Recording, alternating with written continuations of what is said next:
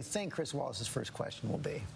Well, I think you have to ask about the tax story. That's the most recent bombshell to hit. So I think that's what you have to ask, and then you move on after that. I think we know that Donald Trump will be combative. The line that hit me from Donald Trump Jr. was that his father has to be his father. I don't think you'll really see a different Donald Trump tonight.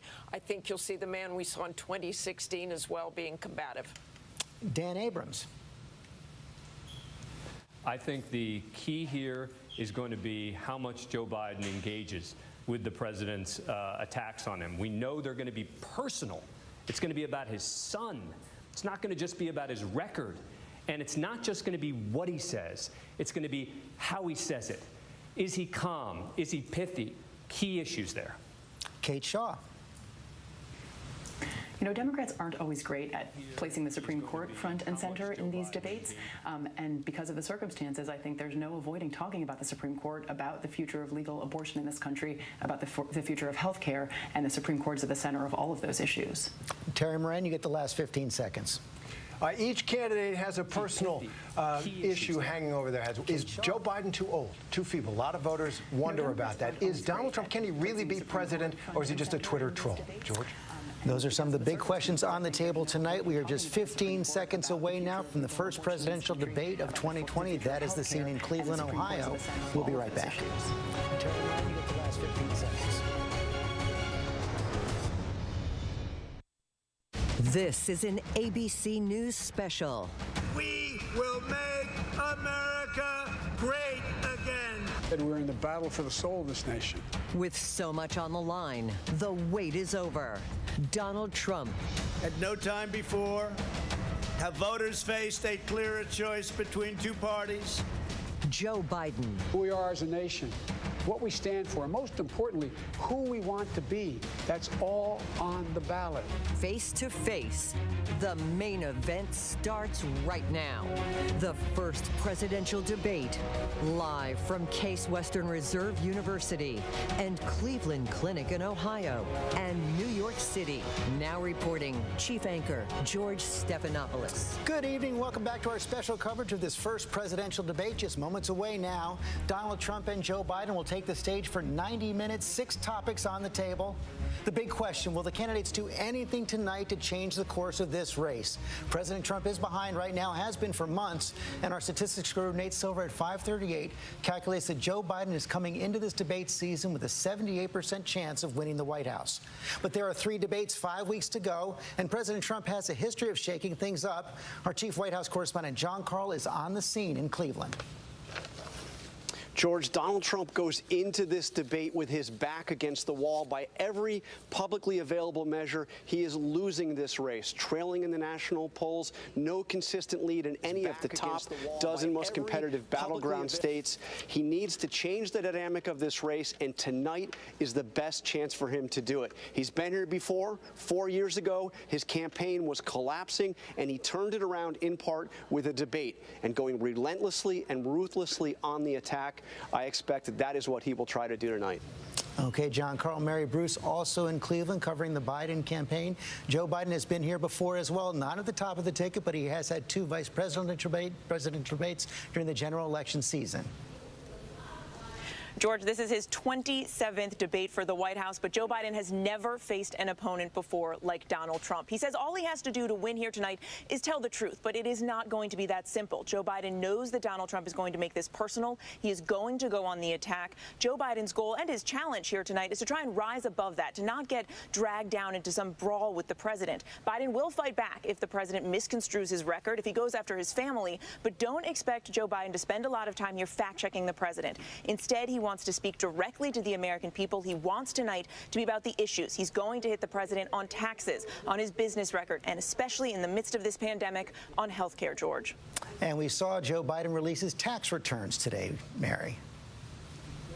He did. Joe Biden trying to get ahead, trying to draw a clear contrast, trying to set the tone for the debate to come. He did release his tax returns today for last year, drawing a sharp contrast with the president and that blockbuster New York Times reporting. Joe Biden, we now know, last year paid about $300,000 in federal income taxes. We still don't know what the president paid because he has not released his tax returns yet. It is likely to be the first question here, George.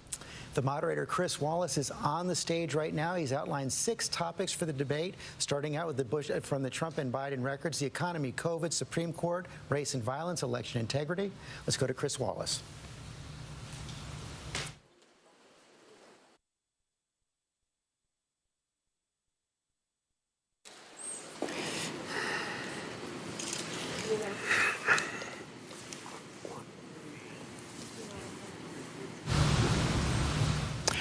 Good evening from the Health Education campus of Case Western Reserve University and the Cleveland Clinic.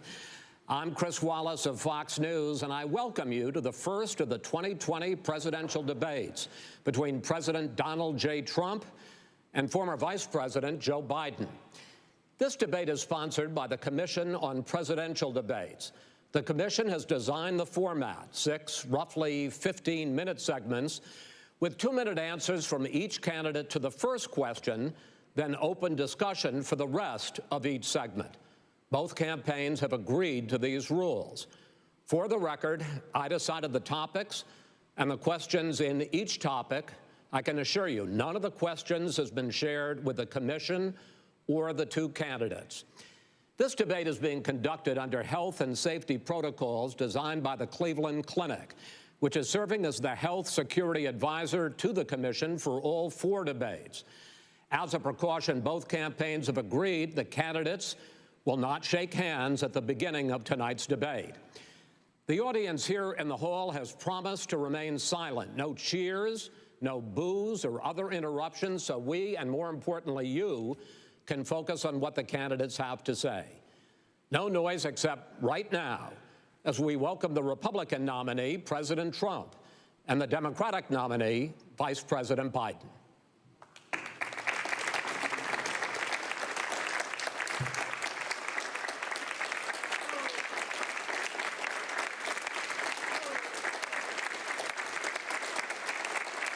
How you doing, man? How are you? I'm well.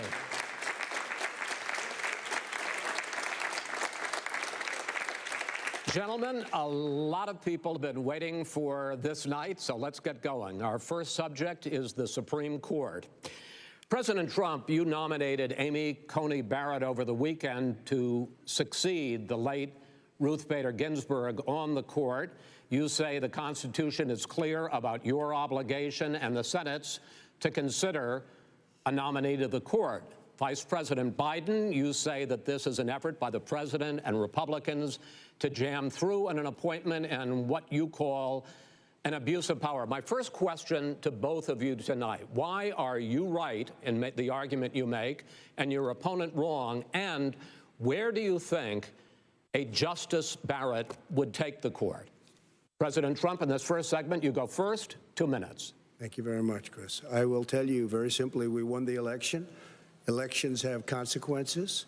We have the Senate, we have the White House, and we have a phenomenal nominee, respected by all, top academic, good in every way, good in every way.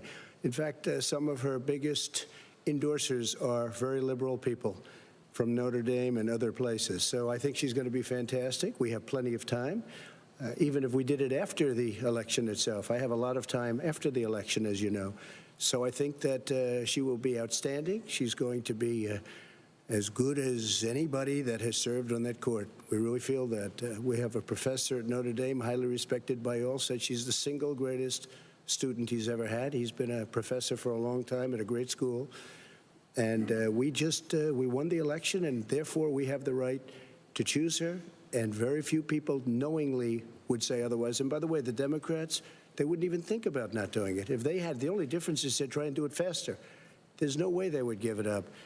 They had Merrick Garland, but the problem is they didn't have the election, so they were stopped. And probably that would happen in reverse also. Definitely would happen in reverse. So we won the election, and we have the right to do it, Chris. President Trump, thank you. Same question to you, Vice President Biden. You have 2 minutes. Well, first of all, thank you for doing this and looking forward to this, Mr. President. Thank you, Joe. The American people have a right to have a say in who the Supreme Court nominee is, and that say occurs when they vote for a United States senators and when they vote for the President of the United States. They're not going to get that chance now because we're in the middle of an election already. The election has already started. Tens of thousands of people have already voted.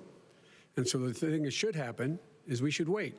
We should wait and see what the outcome of this election is, because that's the only way the American people get to express their view is by who they elect as president and who they elect as vice president. Now, what's at stake here is the president's made it clear he wants to get rid of the Affordable Care Act. He's been running on that, he ran on that, and he's been governing on that. He's in the Supreme Court right now trying to get rid of the Affordable Care Act, which will strip 20 million people from having insurance, health insurance now, if it goes into court, and the justice, and I have nothing. I'm not opposed to the justice. She seems like a very fine person, but she's written before she went on the bench, which is her right, that she thinks that the Affordable Care Act is not constitutional. The other thing that's on the court, and if it's struck down, what happens? Women's rights are fundamentally changed. Once again, a woman could be pay more money because she has a pre-existing condition of pregnancy. They were able to charge a woman more for the same exact procedure a man gets. And that ended when we, in fact, passed the Affordable Care Act. And there's 100 million people who have pre-existing conditions, and they'll be taken away as well. Those pre-existing conditions, the insurance companies are going to love this. And so it's just not appropriate to do this before this election. If he wins the election and the Senate is Democrat or Republican, then he goes forward. If not, we should wait until February. All right. There aren't 100 million people with pre-existing conditions. As far as the say is concerned, the people already had their say. Okay, Justice Ginsburg said very powerfully, very strongly, at some point, 10 years ago or so, she said a president and the Senate is elected for a period of time, but a president's elected for 4 years. We're not elected for 3 years. I'm not elected for 3 years. So we have the Senate, we have a president. He's elected to the next election. During that period of time, we have an opening. I'm not elected for 3 years. I'm elected for 4 years. And the 100 million people, Joe, the 100 million people is totally wrong. I don't know where you got that number. The bigger problem that you have is that you're going to extinguish 180 million people with their private health care that they're very happy with. That's simply not true. Well, you're certainly going to socialist. You're going to socialist medicine. We're now into, gentlemen, we're now into open discussion. Open discussion. Open discussion. Yes, I agree. Go ahead, Vice President. Number one, he knows that what I proposed. What I proposed is that we expand Obamacare and we increase it. We do not wipe any. And one of the big debates we had with 23 of my colleagues trying to win the nomination that I won, were saying that Biden wanted to allow people to have private insurance still. They can. They do. They will under my proposal. It's not what you've said, But and it's not what your party has said. That is simply your party a lie. doesn't say it. Your party wants to go socialist medicine. My party is and me. socialist right healthcare. now, I am and the they're going to Democratic dominate Party. you, Joe. You know that. I am the Democratic Party right now. The platform of the Not according Democratic to Party Harris. is what I, in fact, approved of. What I approved of. Now, here's the deal. The deal is that it's going to wipe out pre-existing conditions. And by the way, the 200,000 people that have died on his watch, how many of those have survived? Well, there's 7 million people that contracted COVID. What does it mean for them going forward if you strike down the Affordable Care Act? Joe, you've had 308,000 military people dying because you couldn't provide them proper health care in the military. So don't tell me about this. I'm happy to talk about this. And if you were here, Look, it wouldn't be 200, it would be 2 million people because you were very late on the draw. You didn't want me to ban China, which was heavily infected. You didn't want me to ban All right, gentlemen, Europe, which was heavily Mr. President, You would have been much President, later, Joe. Mr. President, much later. Mr. President. You're talking about 2 million people. You're not Mr. President, as a him up. moderator, we are going to talk about COVID in the next segment, but go ahead. Let me finish. The point is that the president also is opposed to Roe v. Wade. That's on the ballot as well in the court. And so that's also at stake right now. And so the election is already You don't know it's begun. on the ballot. Why is it on the ballot? Because Why is you it on the said ballot? It's not on the ballot. It's on the ballot in the court. I don't think so. In the court. Well, There's nothing happening there. Donald, would you And just you don't be quiet know for a minute? her view on Roe v. Wade. You I don't know don't her know. view. Well, all right. Let's talk. We got a lot to unpack here, gentlemen. We got a lot of time. So on health care, and then we'll come back to Roe v. Wade. All right. Mr. President, the Supreme Court will hear a case a week after the election in which the Trump administration, along with 18 state attorneys general, are seeking to overturn Obamacare, to end Obamacare. You have spent the last... Because they want to give good health care. If I may ask my question, sir. Good health care. Over the last 4 years, you have promised to repeal and replace Obamacare, but you have never in these 4 years come up with a plan, a comprehensive plan to replace Obamacare. Of course I have. Well, I got rid of the individual mandate. I'm going to give you an opportunity. I got rid of the individual mandate, which was a big chunk of Obamacare. That is absolutely a big thing. That was the worst part of Obamacare. Sir, Chris, that was the worst part of Obamacare. Let me ask my question. Well, I'll ask Joe. The individual mandate was the most unpopular aspect of Obamacare. I got rid of it. And we will protect people with President, I'm the moderator of this debate, and I would like you to let me ask my question, and then you can answer your question. You, in the course of these 4 years, have never come up with a comprehensive plan to replace Obamacare, and just this last Thursday, you signed a largely symbolic executive order to protect people with pre-existing conditions 5 days before this debate. So my question, sir, is what is the Trump health care plan? Fine. Well, first of all, I guess I'm debating you, not him, but that's okay. I'm not surprised. Let me just tell you something, that there's nothing symbolic. I'm cutting drug prices. I'm going with favored nations, which no president has the courage to do because you're going against Big Pharma. Drug prices will be coming down 80 or 90%. You could have done it during your 47-year period in government, but you didn't do it. Nobody's done it. So we're cutting health care. All of the things that we've done, insulin. I give you an example. Insulin. It was destroying families, destroying people. The cost. I'm getting it for so cheap. It's like water, you want to know the truth. So cheap. Take a look at all of the drugs what we're doing, prescription drug prices. We're going to allow our governors now to go to other countries to buy drugs because they pay just a tiny fraction. As I say, this is open discussion. No, Let but me this ask is you about, big. This is big stuff. Sir, you'll be happy. I'm about to pick up on one of your points to ask the Vice President, which is he points out that you would like to add a public option to Obamacare, and the argument that he makes and other Republicans make is that that is going to end private insurance. It is and not. Well, if I can ask you the question, it will Not end. what your party says, by the way. It will end private insurance and create a government takeover of health care. It does not. It's only for those people who are so poor they qualify for Medicaid. They can get that free in most states, except governors who want to deny people who are poor Medicaid. Anyone who qualifies for Medicare would Medicaid would automatically be enrolled in the public option.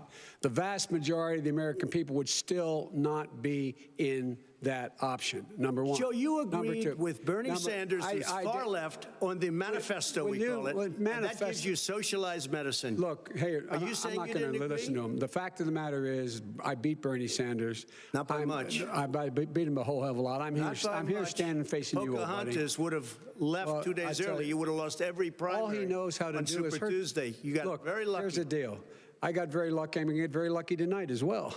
And tonight I'm going to make sure, because here's the deal.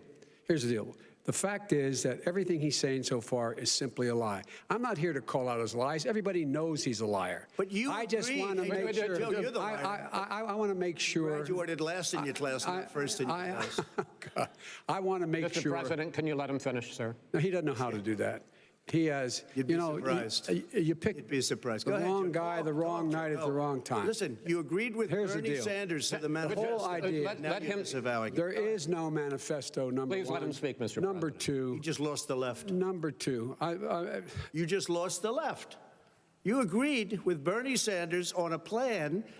Folks, absolutely agreed folks, do you to, have any and under that idea plan, what you have this clown's socialized, doing? They call it Mr. Medicare. Do you have any do? Socialized medicine. Mr. Well, I President. tell you what, He is not for any help for people needing health care because he, in fact, already has cost 10 million people their health care that they had from their employers because of his recession.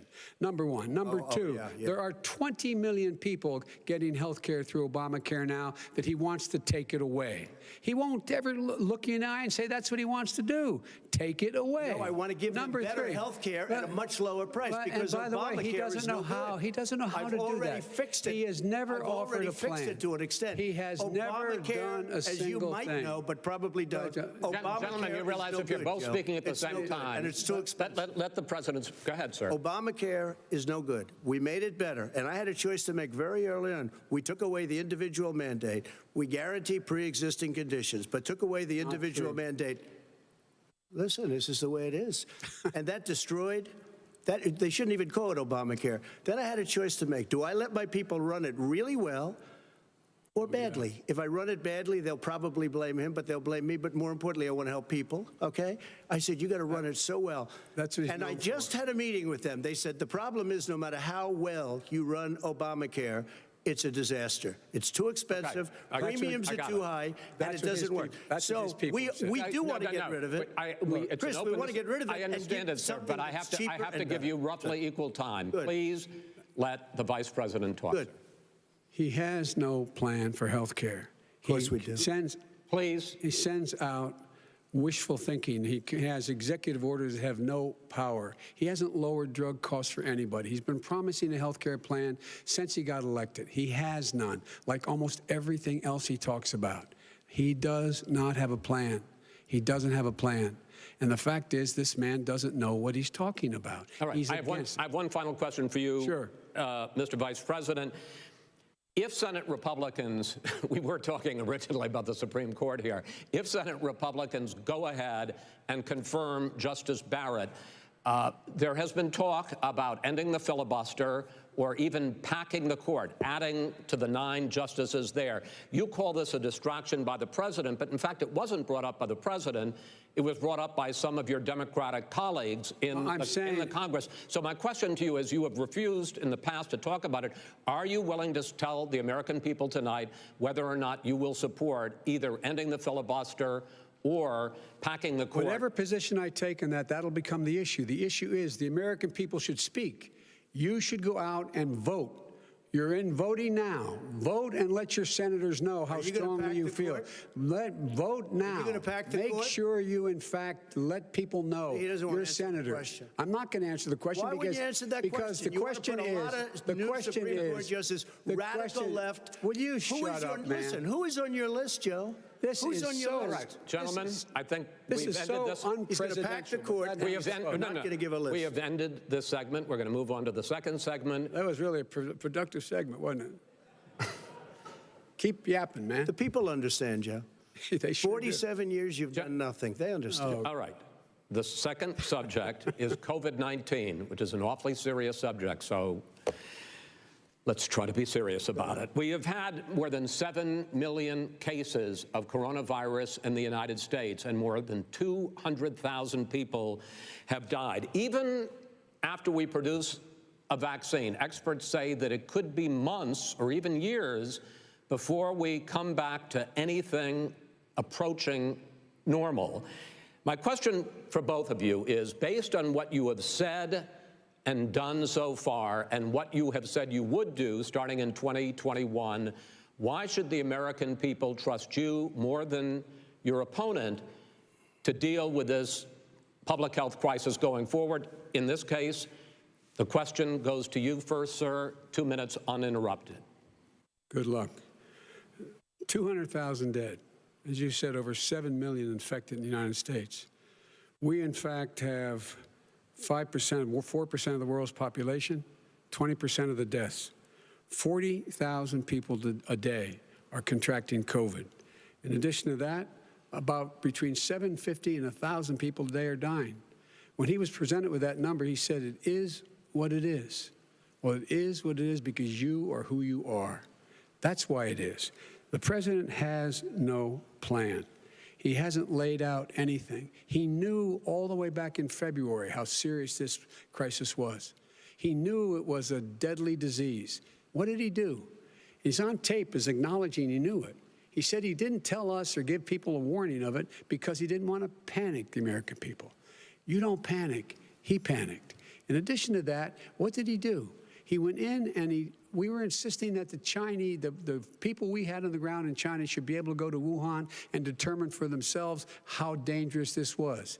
He did not even ask Xi to do that. He told us what a great job Xi was doing. He said we owe him a debt of gratitude for being so transparent with us. And what did he do then? He then did nothing. He waited and waited and waited. He still doesn't have a plan. I laid out back in March exactly what we should be doing. And I laid out again in July what we should be doing. We should be providing all the protective gear possible. We should be providing the money the House has passed in order to be able to go out and get people the help they need to keep their businesses open schools. It costs a lot of money. You should get out of your bunker and get out of the sand trap and get in your golf course and go in the Oval Office and bring together the Democrats and Republicans and fund what needs to be done now to save lives. So if we would have listened to you. You have 2 minutes, sir. If we would have listened to you, the country would have been left wide open. Millions of people would have died, not 200,000, and one person is too much. It's China's fault. It should have never happened. They stopped it from going in, but it was China's fault. And by the way, when you talk about numbers, you don't know how many people died in China. You don't know how many people died in Russia. You don't know how many people died in India. They don't exactly give you a straight count, just so you understand. But if you look at what we've done, I closed it, and you said he's xenophobic. He's a racist, and he's xenophobic because you didn't think I should have closed our country. Wait a minute. It says 2 minutes. You didn't think we should have closed our country because you thought it was terrible. You wouldn't have closed it for another 2 months. By my doing it early, in fact, Dr. Fauci said, President Trump saved thousands of lives. Many of you Democrat governors said, President Trump did a phenomenal job. We worked with the governor. Oh, really? Go take a look. The governors said I did a phenomenal job. Most of them said that. In fact, people that would not be necessarily on my side said that. President Trump did a phenomenal job. We did. We got the gowns. We got the masks. We made the ventilators. You wouldn't have made ventilators. And now we're weeks away from a vaccine. We're doing therapeutics already. Fewer people are dying when they get sick. Far fewer people are dying. We've done a great job. The only thing I haven't done a good job, and that's because of the fake news. No matter what you say to them, they give you bad press on it. It's just fake news. They give you good press. They give me bad press because that's the way it is, unfortunately. But let me just tell you something. I don't care. I've gotten used to it. But I'll tell you, Joe, you could never have done the job that we did. You don't have it in your blood. You could have never done that job. I know how to do the job. I know how to get the job Well, you didn't do very well in swine flu. H1N1, you were a disaster. Your own chief of staff said you were a disaster. 14,000 people died, not 200,000. There was no economic recession. Sir, you made a there was no recession. You made a point. Let him answer it. And there was we didn't shut down the economy. This is his economy he's shut down. The reason it's shut down is because, look, you folks at home, how many of you got up this morning and had an empty chair at the kitchen table because someone died of COVID? How many of you were in a situation where you lost your mom or dad and you couldn't even speak to them? You had a nurse holding a phone up so you could, in fact, say goodbye. You would have lost far more people. Far more people. You would have been And by the way, months late. his own CDC director says we could lose as many as another 200,000 people between now and the end of the year. And he held up. He said, if we just wear a mask, we can save half those numbers. Just a mask. And by the way, in terms of the whole notion of a vaccine, we're for a vaccine, but I don't trust him at all, nor do you. I know you don't. What we trust is a scientist. You don't we trust Dr. Johnson Fauci. Johnson, Pfizer? Okay, by the way, gentlemen, let me move on to questions about the future, because you both have touched on two of the questions I'm going to ask.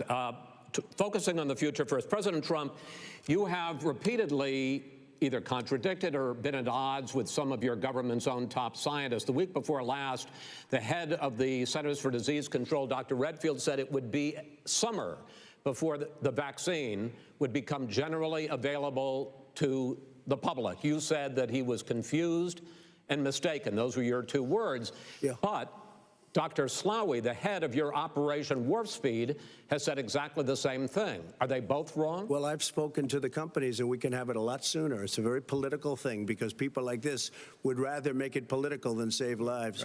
It is a very political thing. I've spoken to Pfizer. I've spoken to all of the people that you have to speak to. We have great Moderna, Johnson & Johnson, and others. They can go faster than that by a lot. Become very political because the left, or I don't know if I call them left, I don't know what I call them. The head of your Operation Warp Speed, Dr. Slaoui? I disagree with him. Yeah, no, I disagree with both of them. And he didn't say that. He said it could be there, but it could also be much sooner. I had him in my office 2 days ago. He talked about the summer, sir, before it's generally available. Just like he said Dr. it's a Redfield. possibility that we'll have the answer before November 1st. It could also be after that. When it's generally available. Well, we're going to deliver it right away. We have the military all set up. Logistically, they're all set up. We have our military that delivers soldiers, and they can do 200,000 a day. They're going to be delivering. This is the same man who told you by Easter this would be gone away. By the warm weather, it'd be gone. Miraculous, like a miracle. And by the way, maybe you could inject some bleach in your arm, and that would take care of it. This is the same man. That was said sarcastically, and you know that. That was said sarcastically. And so here's the deal. This man is talking about a vaccine. Every serious company is talking about maybe having a vaccine done by the end of the year. But the distribution of that vaccine will not occur until sometime beginning or the middle of next year to get it out, if we get the vaccine. And pray God we will. Pray God we will. Mr. Vice President, I want to pick up You'll have the vaccine sooner. I want to pick up on this question, though. You say the public can trust the scientists, but they can't trust President Trump. In fact, you said that again tonight. Your running mate, Senator Harris, goes further, saying the public health experts, quote, will be muzzled, will be suppressed. Given the fact that polls already show that people are concerned about the vaccine and are reluctant to take it, are you and your running mate, Senator Harris, contributing to that fear? No more than the question you just asked him. You pointed out. He puts pressure and disagrees with his own scientists. But you're saying Senator Harris is saying you can't trust the scientists. Well, no, you can trust the scientists. She didn't say that. You can't trust. She said the public health experts, quote, will be muzzled, will be suppressed. Well, that's what he's going to try to do. But there's millions of scientists, there's thousands of scientists out there, like here at this great hospital, that don't work for him. Their job doesn't depend on him. That's not, they're the people, and by the way. I spoke to the scientists that are in charge. By the way. They will have the vaccine very soon. Let him finish. Do you believe for a moment what he's telling you in light of all the lies he's told you about the whole issue relating to COVID? He still hasn't even acknowledged that he knew this was happening, knew how dangerous it was going to be back in February, and he didn't even tell you. He's on record as saying it. He panicked or he just looked at the stock market, one of the two, because guess what? A lot of people died, and a lot more are going to die unless he gets a lot smarter, a lot quicker. Mr. President? Did you use the word smart? So you said you went to Delaware State, but you forgot the name of your college.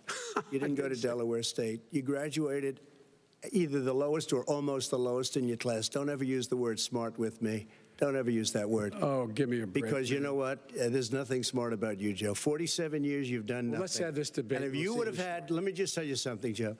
No, if you would have had the charge of what I was put through, I had to close the greatest economy in the history of our country. And by the way, now it's being built again. See, and it's We're going to going get up to the fast. economy in the next segment, sir. Okay. It's going up fast. Okay. When it comes to how the virus has been handled so far, the two of you have taken very different approaches, and this is going to affect how the virus is handled going forward by whichever of you ends up becoming the next president. I want to quickly go through several of those. Reopenings. Vice President Biden, you have been much more reluctant than President Trump about reopening the economy and schools. Why, sir? Because he doesn't have a plan. If I were running, I know what the plan is. You've got to provide these businesses the ability to have the money to be able to reopen with the PPE as well as with the sanitation they need. You have to provide them Nancy plastic. Pelosi. Well, he's just shush for a minute. Tell it to Nancy Pelosi and Schumer. By the way, Chuck. Nancy Pelosi and Schumer, they have a plan. He won't even meet with them. The Republicans won't meet with him in the Senate. And he sits in his golf course. And, well, I mean, literally, think about it. You probably play more than I do, Joe. What about this question of reopenings and the fact? Well, he wants to shut down this country, and I want to keep it open. And we did a great thing by shutting it down. Wait a minute, Joe. Let me shut you down for a second, Joe, just for 1 second. He wants to shut down the country. We just went through it. We had to because we didn't know anything about the disease. Now we found that elderly people with heart problems and diabetes and different problems are very, very vulnerable. We learned a lot. Young children aren't. Even younger people aren't. We've learned a lot. But he wants to shut it down. More people will be hurt by continuing. If you look at Pennsylvania, if you look at certain states that have been shut down, they have Democrat governors all. One of the reasons they're shut down is because they want to keep it shut down until after the election on November 3rd. I want to move on to another because subject. it's a I want to move political on to another subject. But those states are not doing well that are shut down right now. Respond to that. President Trump, you have begun to increasingly question the effectiveness of masks as a disease preventer. And in fact, recently you have cited the issue of waiters touching their masks and touching plates. Are you questioning the efficacy of masks? You have to understand, if you look, I mean, I have a mask right here. I put a mask on, when I think I need it. Tonight, as an example, everybody's had a test, and you've had social distancing and all of the things that you have to. But I wear masks when needed. When needed, I wear masks. Okay, let me ask. I don't wear masks like him. Every time you see him, he's got a mask. He could be speaking 200 feet away from it. He shows up with the biggest mask I've ever seen. I will say this. Vice President Biden, go ahead, sir. Look, the way to open businesses is give them the wherewithal to be able to open. We provided money. But I was asking you, sir, about masks. Well, masks make a big difference. His own head of the CDC said if we just wore masks between now, if everybody wore masks in social distance between now and January, we'd probably save up to 100,000 lives. It matters. And they've also said the opposite. They've also said no serious person said the opposite. Well, look serious at Dr. Fauci. Dr. Fauci said the opposite. He did not say the opposite. We got a little bit more than a minute left in this segment. Masks are not good. Then he changed his mind. He said masks good. I'm okay with masks. I want to ask you both about one last subject, because your different approaches has even affected the way that you have campaigned. President Trump, you're holding large rallies with crowds packed together, thousands of people. Outside, yes, sir, agreed. Vice President Biden, you are holding much smaller events with... Because nobody will show up. People with... What's true? Nobody shows up to his rallies. All right. In any case, why you holding the big rallies? Why you not? You go first, sir. Because people want to hear what I have to say. I mean, but are you not worried about it spreading as a president, and I'll have 35,000 people show up at airports. We use airports. Are you not worried about the disease issues, sir? We have a lot of people. Well, so far, we have had no problem whatsoever. It's outside. That's a big difference, according to the experts. And we do them outside. We have tremendous crowds, as you see. I mean, and literally on 24 hours notice. And Joe does the circles and has 3 people someplace. Okay. By the way, did you see one of the last big rallies he had? And a reporter came up to him to ask him a question. He said, no, stand back. Put on your mask. Put on a mask. Have you been tested? I'm way far away from those other people. That's what he said. I can't. I'm going to be okay. He's not worried about you. He's not worried about the people out there breathing in one another. We've had no negative effect. No negative effect. We've had no negative effect. And we've had 35,000, 40,000 people at these rallies. Just quickly finish up, because I want to move on to our next. Yes, I would. He's been totally irresponsible the way in which he has handled the social distancing and people wearing masks, basically encouraging them not to. All right. He's a fool on this. If you could get the crowds, you would have done the same thing. But you can't. Nobody cares. Gentlemen, can we move on to the economy? Yes. The economy is, I think it's fair to say, recovering faster than expected from the shutdown. Much faster. In the second quarter, the unemployment rate fell to 8.4% last month. The Federal Reserve says the hit to growth, which is going to be there, is not going to be nearly as big as they had expected. President Trump, you say we are in a V-shaped recovery. Vice President Biden, you say it's more of a K-shape. What difference does that mean to the American people in terms of the economy? President Trump, in this segment, you go first. So we built the greatest economy in history. We closed it down because of the China plague. When the plague came in, we closed it down, which was very hard psychologically to do. He didn't think we should close it down, and he was wrong. And again, 2 million people would be dead now instead of still 204,000 people is too much. One person is too much. Should have never happened from China. But what happened is we closed it down, and now we're reopening, and we're doing record business. We had 10.4 million people in a 4-month period that we've put back into the workforce. That's a record the likes of which nobody's ever seen before. And he wants to close down he will shut it down again. He will destroy this country. You know, a lot of people, between drugs and alcohol and depression, when you start shutting it down, you take a look at what's happening in some of your Democrat-run states where they have these tough shutdowns. And I'm telling you, it's because they don't want to open it. One of them came out last week. You saw that. Oh, we're going to open up on November 9th. Why November 9th? Because it's after the election. They think they're hurting us by keeping them closed. They're hurting people. People know what to do. They can social distance. They can wash their hands. They can wear masks. They can do whatever they want. But they got to open these states up. When you look at North Carolina, when you look, and these governors are under siege, Pennsylvania, Michigan, and a couple of others, you got to open these states up. It's not fair. You're talking about almost it's like being in prison. And you look at what's going on with divorce, look at what's going on with alcoholism and drugs. It's a very, very sad thing. And he'll close down the whole country. This guy will close down the whole country and destroy our country. Our country is coming back incredibly well, setting records as it does it. We don't need somebody to come in and say, let's shut it down. All right. Your 2 minutes, sir. We're now moved to you. As I said, posing the question, the president says it's a V-shaped recovery. You say it's a K-shaped recovery. What's the difference? The difference is millionaires and billionaires like him in the middle of the COVID crisis have done very well. Billionaires have made another $300 billion because of his profligate tax proposal, and he only focused on the market. But you folks at home, you folks living in Scranton and Claymont and all the small towns and working class towns in America, how well are you doing? This guy paid a total of $750 in taxes. Sir, wait, no, sir, it's just the wrong statement. I understand. You've agreed to the 2 minutes, so please let him have it. Do I get my time back? The fact is that he has, in fact, worked on this in a way that he's going to be the first president of the United States to leave office having fewer jobs in his administration than when he became president. Fewer jobs than when he became president. First one in American history. Secondly, the people who have lost their jobs are those people who have been on the front lines, those people who have been saving our lives, those people who have been out there dying, people who've been putting themselves in the way to make sure that we could all try to make it. And the idea that he is insisting that we go forward and open when you have almost half the states in America with a significant increase in COVID deaths and COVID cases in the United States of America. And he wants to open it up more. Why does he want to open it up? Why doesn't he take care of the American? You can't fix the economy until you fix the COVID crisis. And he has no intention of doing anything about making it better for you all at home in terms of your health and your safety. Schools. Why aren't schools open? Because it costs a lot of money to open them safely. You know, they were going to give, his administration was going to give the teachers and school students masks. And then they decided, no, couldn't do that because it's not a national emergency. Not a national emergency.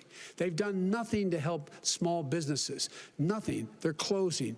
1 in 6 is now gone. He ought to get on the job and take care of the needs of the American people so we can open safely. All right. Your time is up, sir. Well, we are going to get to... I have to respond to that. Well, you both had 2 minutes, sir. Excuse me, he made a statement. So did you. People want their schools, people want their schools open. They don't want to be shut down. They don't want their state shut down. They want their restaurants. I look at New York. It's so sad what's happening in New York. It's almost like a ghost town, and I'm not sure it can ever recover what they've done in New York. People want their places open. They want to get back to their lives. They'll be careful, but they want their schools open. Okay. I'm the one that brought back football. By the way, I brought back Big Ten football It was me, and I'm very happy to do it. And All right, people of Ohio are very proud of me. And you know how I found out? When he took Gentlemen, a phony we're going to ad. get to your economic plans going forward in a moment. But first, Mr. President, as you well know, there's a new report that in 2016, the year you were elected president, and 2017, your first year as president, that you paid $750 a year in federal income tax each of those years. I know that you pay a lot of other taxes, but I'm asking you the specific question. Is it true that you paid $750 in federal income taxes each of those 2 years? I paid millions of dollars in taxes, millions of dollars of income tax. And let me just tell you, there was a story in one of the papers. Show us your tax I paid returns. $38 million 1 year. I paid $27 million Show us your tax 1 year. returns. I went. You'll see it as soon as it's finished. You'll see it. You know, if you want to go to the Board of Elections. There's a 118-page or so report that says everything I have, every bank I have, I'm totally under-leveraged because the assets are extremely good, and I built Sir, a great I'm asking company. you a specific question, which But is... let me tell you. I understand all of that. Release your I tax understand all of that. returns. No, Mr. President, Go ahead. I'm asking you a question. Will you tell us how much you paid in federal income taxes in 2016 and 2017? Millions of dollars. You paid millions of dollars? Millions of dollars. So yes. not 750? Millions of dollars, and you'll get to see it. And you'll get to see When? it. But let me just tell you, Chris, let me just tell you something, that it was the tax laws. I don't want to pay tax. Before I came here, I was a private developer. I was a private business people. Like every other private person, unless they're stupid, they go through the laws, and that's what it is. He passed a tax bill that gave us all these privileges for depreciation and for tax credits. We build a building and we get tax credits, like the hotel on Pennsylvania Avenue. You get a massive, which, by the way, was given to me by the Obama administration, if you can believe that. Now, the man got fired right after that happened. But Vice President Biden, you want to respond? Yeah, I do want to respond. Look, the tax code that made him, put him in a position that he pays less tax than a school teacher makes, on the money a school teacher makes, is because of him he says he's smart because he can take advantage of the tax code. And he does take advantage of the tax code. That's why I'm going to eliminate the Trump tax cuts. And I'm going to eliminate those tax cuts and make sure that we invest in the people who, in fact, need the help. People out there need help. But why didn't you do it over the last 25 years? Because you weren't president. Because you weren't president screwing things up. You were a senator. And You're by the way, worst you were a president America has ever had. Hey, Come Joe, on. let me just tell you, Joe. I've done more in 47 months. I've done more than you've done in 47 years, Joe. We've done things that you never even thought of doing, including fixing the broken military that you gave me, including taking care of your vets. Mr. President, we're talking about the economy. I'd like to ask you about your plans going forward, because, Mr. Vice President, your economic plan, if you were to be elected president, focuses a lot on big government, big taxes, big spending. I want to focus first on the taxes. You propose more than $4 trillion over a decade in new taxes on individuals making more than $400,000 a year and on corporations. President Trump says that that kind of an increase in taxes is going to hurt the economy as it's just coming out of a recession. Well, just take a look at what the analysis done by Wall Street firms. Points out that my economic plan would create 7 million more jobs than his in 4 years, number one.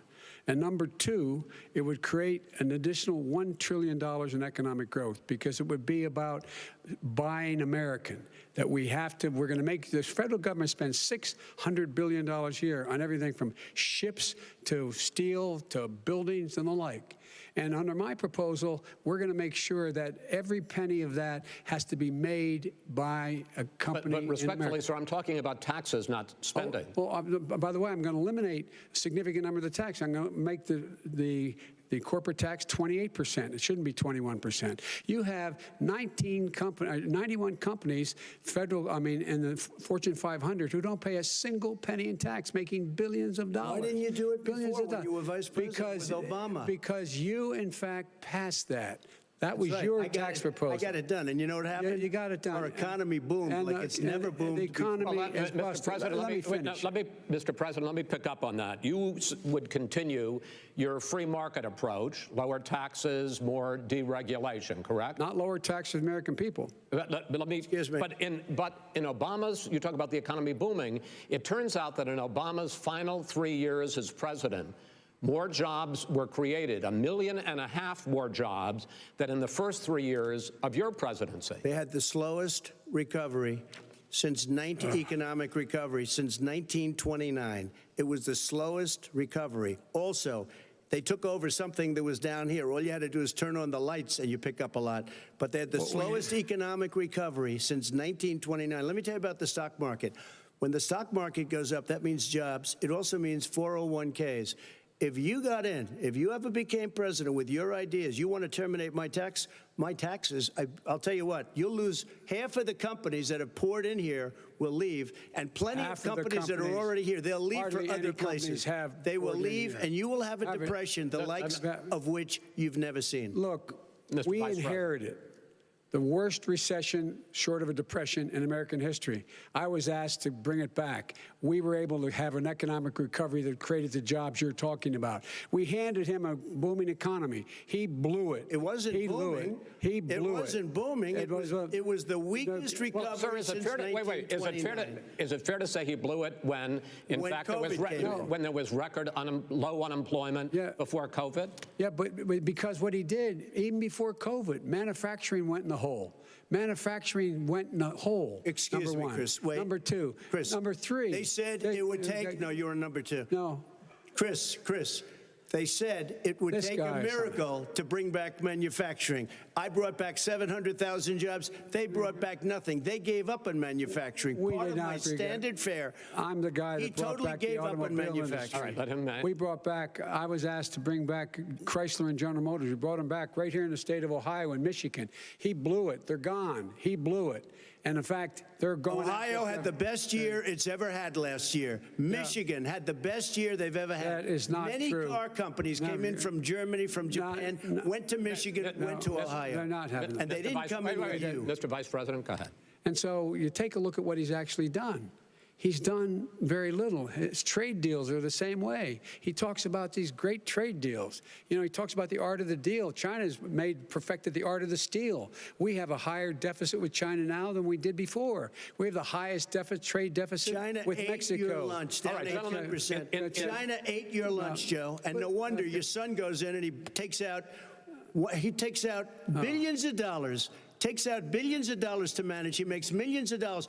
And also, while we're at it, why is it, just out of curiosity, the mayor of Moscow's wife gave your son $3.5 million. What did he do to deserve it? What did he do with Burisma to deserve $183,000? You've asked a question, let him answer. None of that is true. Oh, really? He didn't But get no, $3.5 million? Mr. President, Mr. President, please. Totally discredited. Totally discredited. And by the way, well, wait, he didn't get $3.5 million, Joe? Mr. Vice, he got $3.5 million. It is not true. Oh, really? Mr. President, it's an open discussion, please. It's a fact. Well, you have raised an issue. Let the Vice President answer. Discredited. Did Burisma pay him $183,000 a month with no experience in energy?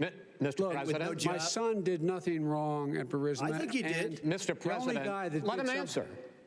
He doesn't want to let me answer because he knows I have the truth. His position has been totally, thoroughly discredited. By who? And the media? By everybody. Well, by the media, by our allies, by the World Bank, by everyone has discredited. Matter of fact, even the people who testified under oath. So let me ask you this, Joe. No, go ahead, Mr. I'm listening to you. He got $3.5 million from Moscow. He testified under oath in his administration, said, I did my job and I did it very well. Oh, I really? did it I'd honorably. like to know who they are. Well, I'll give you the list of the people who testified. No, go ahead, sir. Sure, you've already fired most of them because they did a good job. Some people don't do a good job. With you, go ahead. Wait a minute. You get the final word, Mr. Well, it's hard to get any word in with this clown. Excuse me. This. Hey, let me just say to you. No. I'm Mr. President. $3.5 million, Joe. That is simply. Why did he deserve $3.5 million from Moscow? Look, here's the deal. We want to talk about families and ethics.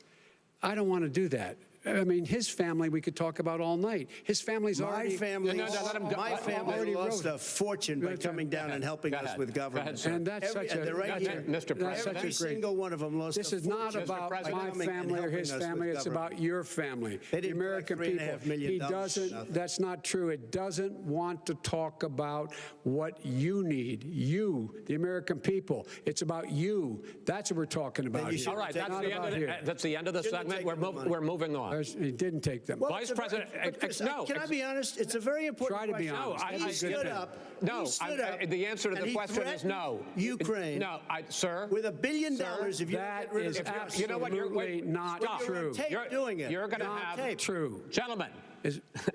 I hate to raise Chris, my voice, he's but on it seems tape. to be, why shouldn't I be different than the two of you? So here's the deal. Good point. We have 6 segments. We have ended that segment. We're going to go to the next segment. In that segment, you each are going to have 2 uninterrupted moments. In those 2 uninterrupted minutes, Mr. President, you can say anything you want. I'm going to ask a question about race, but if you want to answer about something else, go ahead. But I think that the country would be better served if we allowed both people to speak with fewer interruptions. I'm appealing to you, sir, to do that. Well, and him too. Well, frankly, you've been doing more interrupting Well, that's than all he right, has. but he does plenty. Well, less than, sir, less does than... plenty. No, less than you have. Let's please continue on.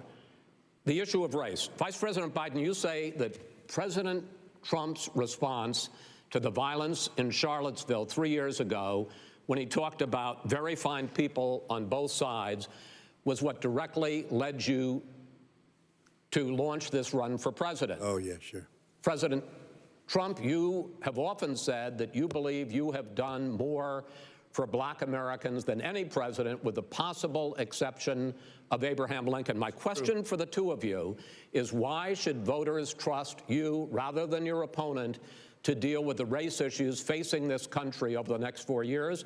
Vice President Biden, you go first. It's about equity and equality. It's about decency. It's about the Constitution. And we have never walked away from trying to require equity for everyone, equality for the whole of America. But we've never accomplished it. But we've never walked away from it like he has done. It is true. The reason I got in the race is when those people, close your eyes, remember what those people look like coming out of the fields carrying torches, their veins bulging, just spewing anti-Semitic bile, and accompanied by the Ku Klux Klan. A young woman got killed. And they asked the president what he thought. He said there were very fine people on both sides. No president has ever said anything like that. It is who's now, second point I'd make to you is that when Floyd was killed, when Mr. Floyd was killed, there was a peaceful protest in front of the White House. What did he do? He came out of his bunker, had the military use tear gas on him so he could walk across to a church and hold up a Bible.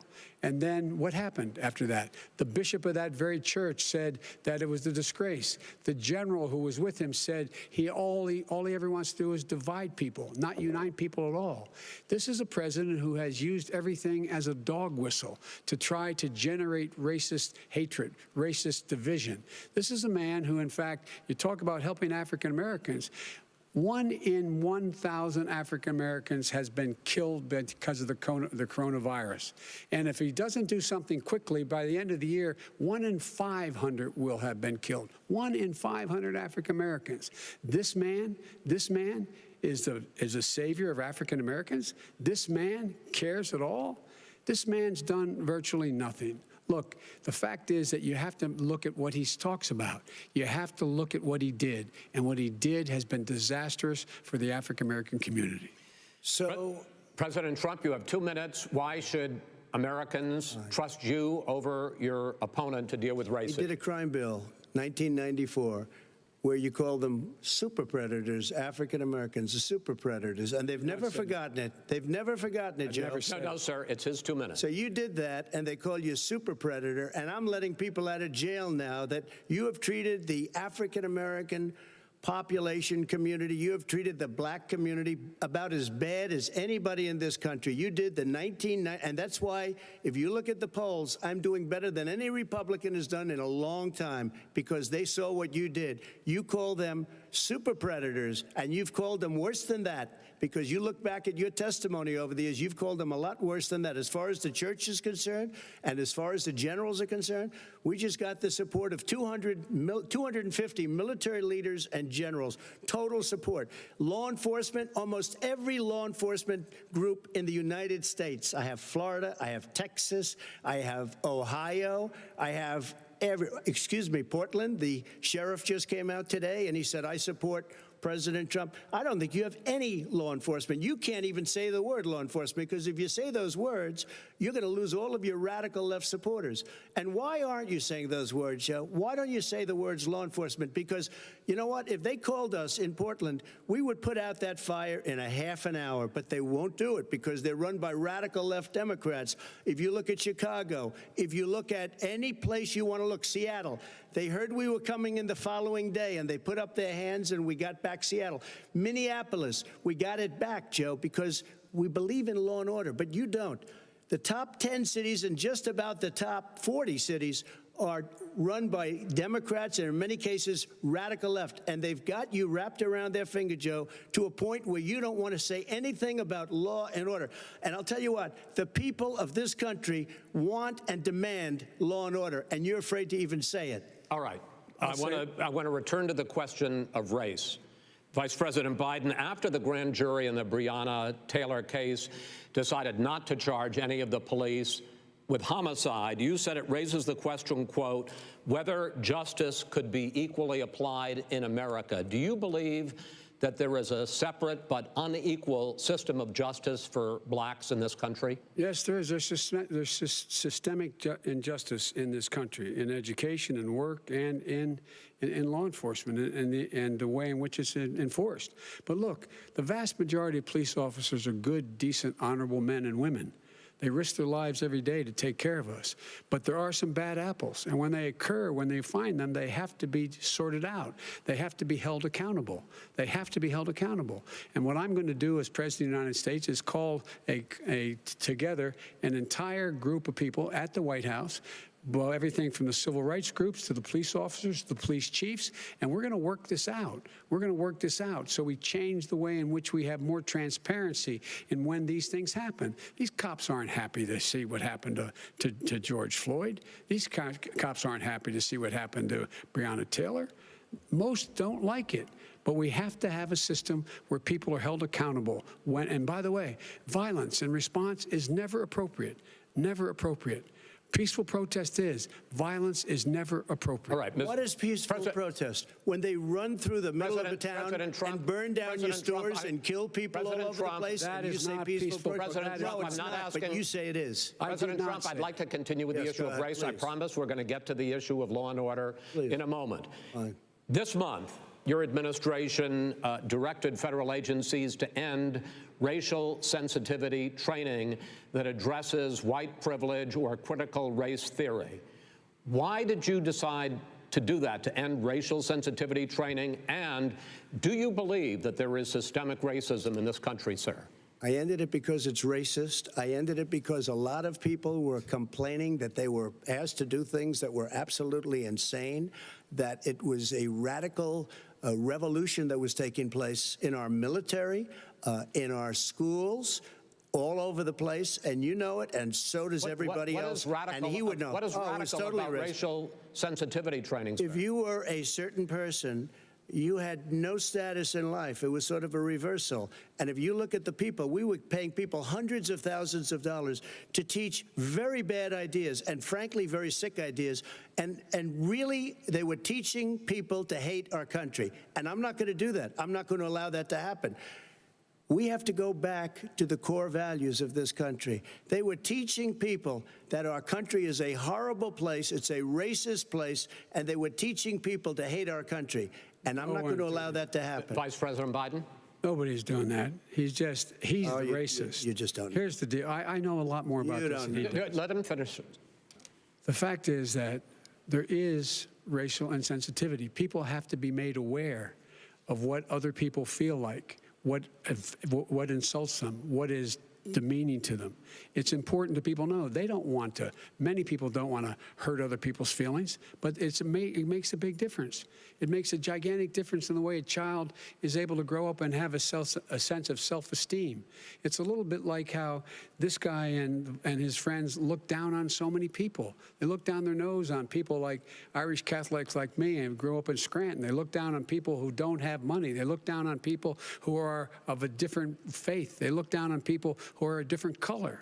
In fact, we're all Americans. The only way we're going to bring this country together is bring everybody together. There's nothing we cannot do if we do it together. We can take this on and we can defeat racism in America. President Trump, sir. During the Obama-Biden administration, there was tremendous division. There was hatred. You look at Ferguson, you go to many places. Look at Oakland. Look what happened in Oakland. Look what happened in Baltimore. Look what happened. Frankly, it was more violent than what I'm even seeing now. Oh, my but Lord. The reason is that ridiculous. the Democrats that run these cities don't want to talk like you about law and order. Violent and you crime, still haven't mentioned. Violent Are you crime. in favor of law and order? I'm in favor of law. You follow it. Are you in favor of law and order? Go yes, ahead. I'm Say it. You asked a question, let him finish. Law and order. Law and order. Let him answer. Law and order with justice, where people get treated fairly. Okay. And the fact of the matter is, violent crime went down 15% in our administration. All right. It's gone up on his watch. Went down much more in ours. All right, we're now. Mr. President, you're going to be Mr. President, every record in the book. Mr. President, you're going to be very happy because we're now going to talk about law and order. Places we had trouble were Democratic-run cities. That's exactly my question. There has been a dramatic increase in homicides in America this summer particularly, and you often blame that on Democratic mayors and Democratic governors, but in fact there have been equivalent spikes in Republican-led cities like Tulsa and Fort Worth. So the question is this really a party issue? I think it's a party issue. You can bring in a couple of examples, but if you look at Chicago, what's going on in Chicago, where 53 people were shot and 8 died, shot. If you look at New York, where it's going up like nobody's ever seen anything, the numbers are going up 100, 150, 200%. Crime. It is crazy what's going on. And he doesn't want to say law and order because he can't, because he'll lose his radical left supporters. And once he does that, it's over with. But if he ever got to run this country and they ran it the way he would want to run it, we would have our suburbs would be gone. By the way, our suburbs would be gone, and you would see problems like you've never seen. He wouldn't know a suburb unless he took a wrong turn. Oh, I know suburbs. He would not. So much Go ahead. Wait a minute. I was raised in the suburbs. This is not 1950. All these dog whistles on racism don't work anymore. Suburbs are by and large integrated. There's many people today driving their kids to soccer practice and or to black and white and Hispanic in the same car as there have been any time in the past. What really is a threat to the suburbs and their safety is his failure to deal with COVID. They're dying in the suburbs. His failure to deal with the environment. They're being flooded. They're being burned out because his refusal to do anything. That's why the suburbs are in trouble. I do want to talk about this issue of law and order, though. And in the joint recommendation that came from the Biden-Bernie Sanders task force, you talked about, quote, reimagining policing. Yeah. First of all, what does reimagining policing mean, and do you support? It means. Let me, if I might finish the question. What does reimagining policing mean, and do you support the Black Lives Matter call for community control of policing? Look, what I support is the police having the opportunity to deal with the problems they face. And I'm totally opposed to defunding the police offices. As a matter of fact, local police, the only one defunding it, his budget calls for a $400 million cut in local law enforcement assistance. They need more assistance. They need, when they show up for a 9/11 call, to have someone with them as a psychologist or psychiatrist to keep them from having to use force and be able to talk people down. We have to have community policing like we had before, where the officers get to know the people in the communities. That's when crime went down. It didn't go up, it went down. And so we have to be engaged. That's not what they're talking about, Chris. That's not what they're talking about. He's talking about defunding the police. That is not true. He doesn't have any law support. Look, he has no law enforcement That's not support. true. Almost that's nothing. Look. Oh, really? Who do you have? Name one group that supports you. Name one group that came out and supported you. Go ahead. Look, think. We have time. We don't have time to do anything. No, think All right. Name one law enforcement group that came out and supported gentlemen, you, I think I'm going to take back the moderator's I don't role, think there are any. and I want to get to another subject, which is the issue of protests in many cities that have turned violent. In Portland, Oregon, especially, we had more than 100 straight days of protests, which I think you would agree. You talk about peaceful protests. Many of those turned into riots. Mr. Vice President, you say that people who commit crimes should be held accountable. The question I have, though, is, as the Democratic nominee, and earlier tonight you said that you are the Democratic Party right now, have you ever called the Democratic mayor of Portland or the Democratic governor of Oregon and said, hey, you got to stop this, bring in the National Guard, do whatever it takes, but you stop the days and months of violence in Portland? I don't hold public office now. I am a former vice president. I've made it clear. I've made it clear in my public statements that the violence should be prosecuted. It should be prosecuted, and anyone who commits it. But you've never called for the people, the leader. Excuse me, sir. You had never called for the leaders in Portland and in Oregon to bring in the National Guard and knock off 100 days of riots. They can, in fact, take care of it if he just stay out of the way. Look here. Oh, really? Here, oh, really? Here's the thing. I sent in the U.S. Marshals to get the killer of the young man in the middle of the street. They shot him, and for 3 days, President Trump, Portland wouldn't do anything. I had to send in the U.S. Marshals. They took care of business. Go ahead, sir. And by the way, you know, his own former spokesperson said, you know, riots and chaos and violence help his cause. That's what this is all about. I don't know who said that. I do. Who? I think Kellyanne Conway. I don't think she said that. She said that. And so here's the, but here's the point. The point is that that's what he keeps trying to rile everything up. He doesn't want to calm things down. Instead of going in and talking to people and saying, let's get everybody together, figure out how to deal with this. What's he do? He just pours gasoline in the fire constantly, every single solitary time. And to end this, button up this segment, I'm going to give you a minute to answer, sir. You have repeatedly criticized. I have to answer his statement. You have repeatedly. Wait, you have no, you've been talking back and forth. You made a statement. I'm asking you. I would love to end it. Sir, I would love to end it. You know, if you want to switch seats, we could very quickly. We could do that, but I'd send in the National Guard, it would be over. There'd be no problem. Okay. But they don't want to accept the National Guard. You have repeatedly criticized the vice president for not specifically calling out Antifa and other left-wing extremist groups.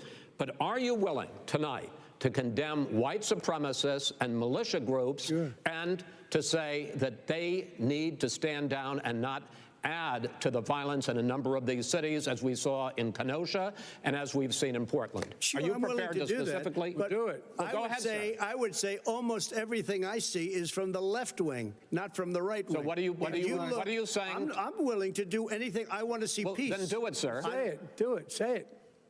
Do you want to call him? What do you want to call him? Give me a name. Give me a white name. Supremacists and who would you like me to condemn? White supremacists and right Proud Boys. Stand back and stand by. But I'll tell you what.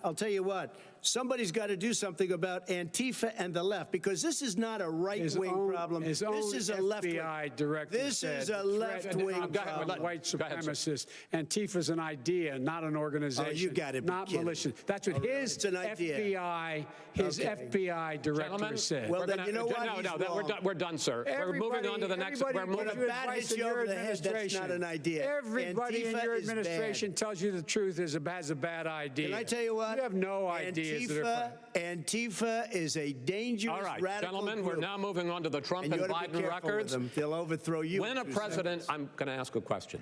When the president seeks a second term, it is generally a referendum on his record. But Vice President Biden, you like to quote one of your dad's sayings, which is, don't compare me to the almighty, compare me to the alternative. And in this case, sir, you are the alternative. Looking at both of your records, I'm going to ask each of you, why should voters elect you president over your opponent? In this segment, President Trump, you go first, 2 minutes. Because there has never been an administration or president who has done more than I've done in a period of 3.5 years. And that's despite the impeachment hoax. And you saw what happened today with Hillary Clinton, where it was a whole big con job. But despite going through all of these things, where I had to fight both flanks and behind me and above, there has never been an administration that's done what I've done. the greatest, before COVID came in, the greatest economy in history, lowest unemployment numbers. Everything was good. Everything was going. And by the way, there was unity going to happen. People were calling me for the first time in years. They were calling and they were saying, it's time maybe. And then what happened? We got hit, but now we're building it back up again. A rebuilding of the military, including Space Force and all of the other things. A fixing of the VA, which was a mess under him. 308,000 people died because they didn't have proper health care. He was a mess. And we now got a 91% approval rating at the VA, our vets. We take care of our vets. But we've rebuilt our military. The job that we've done, and I'll tell you something, some people say maybe the most important. By the end of the first term, I'll have approximately 300 federal judges and Court of Appeals judges, 300, and hopefully 3 great Supreme Court justices. That is a record, the likes of which very few people, and you know one of the reasons I'll have so many judges? Because President Obama and him left me 128 judges to fill. When you leave office, you don't leave any judges. That's like, you just don't do that. They left 128 openings, and if I were a member of his party, because they have a little different philosophy, I'd say if you left us 128 openings, you can't be a good president, you can't be a good vice president. But I want to thank you because it gives us almost, it'll probably be above that number by the end of this term. 300 judges, it's a record. Looking at both your records, why should voters elect you president as opposed to President Trump? You have 2 minutes uninterrupted. Under this president, we become weaker, sicker, poorer, more divided, and more violent. When I was vice president, we inherited a recession. I was asked to fix it. I did. We left him a booming economy, and he caused the recession. With regard to being weaker, the fact is that I've gone head-to-head with Putin and made it clear to him we're not going to take any of his stuff. He's Putin's puppy. He still refuses to even say anything to Putin about the bounty on the heads of American soldiers. Your son got $3.5 million. And by the way, my son... Wait a minute. Mr. President, your campaign agreed to both sides would get 2-minute answers uninterrupted. Well, your side agreed to it, and why don't you observe what your campaign agreed to as a ground rule, okay, sir? He never keeps his word. No, I'm not asking. That was a rhetorical question. Can you go add ahead, back sir. 30 seconds? Yeah, yes, you may have. All right. Go ahead. So, thirdly, we're poor.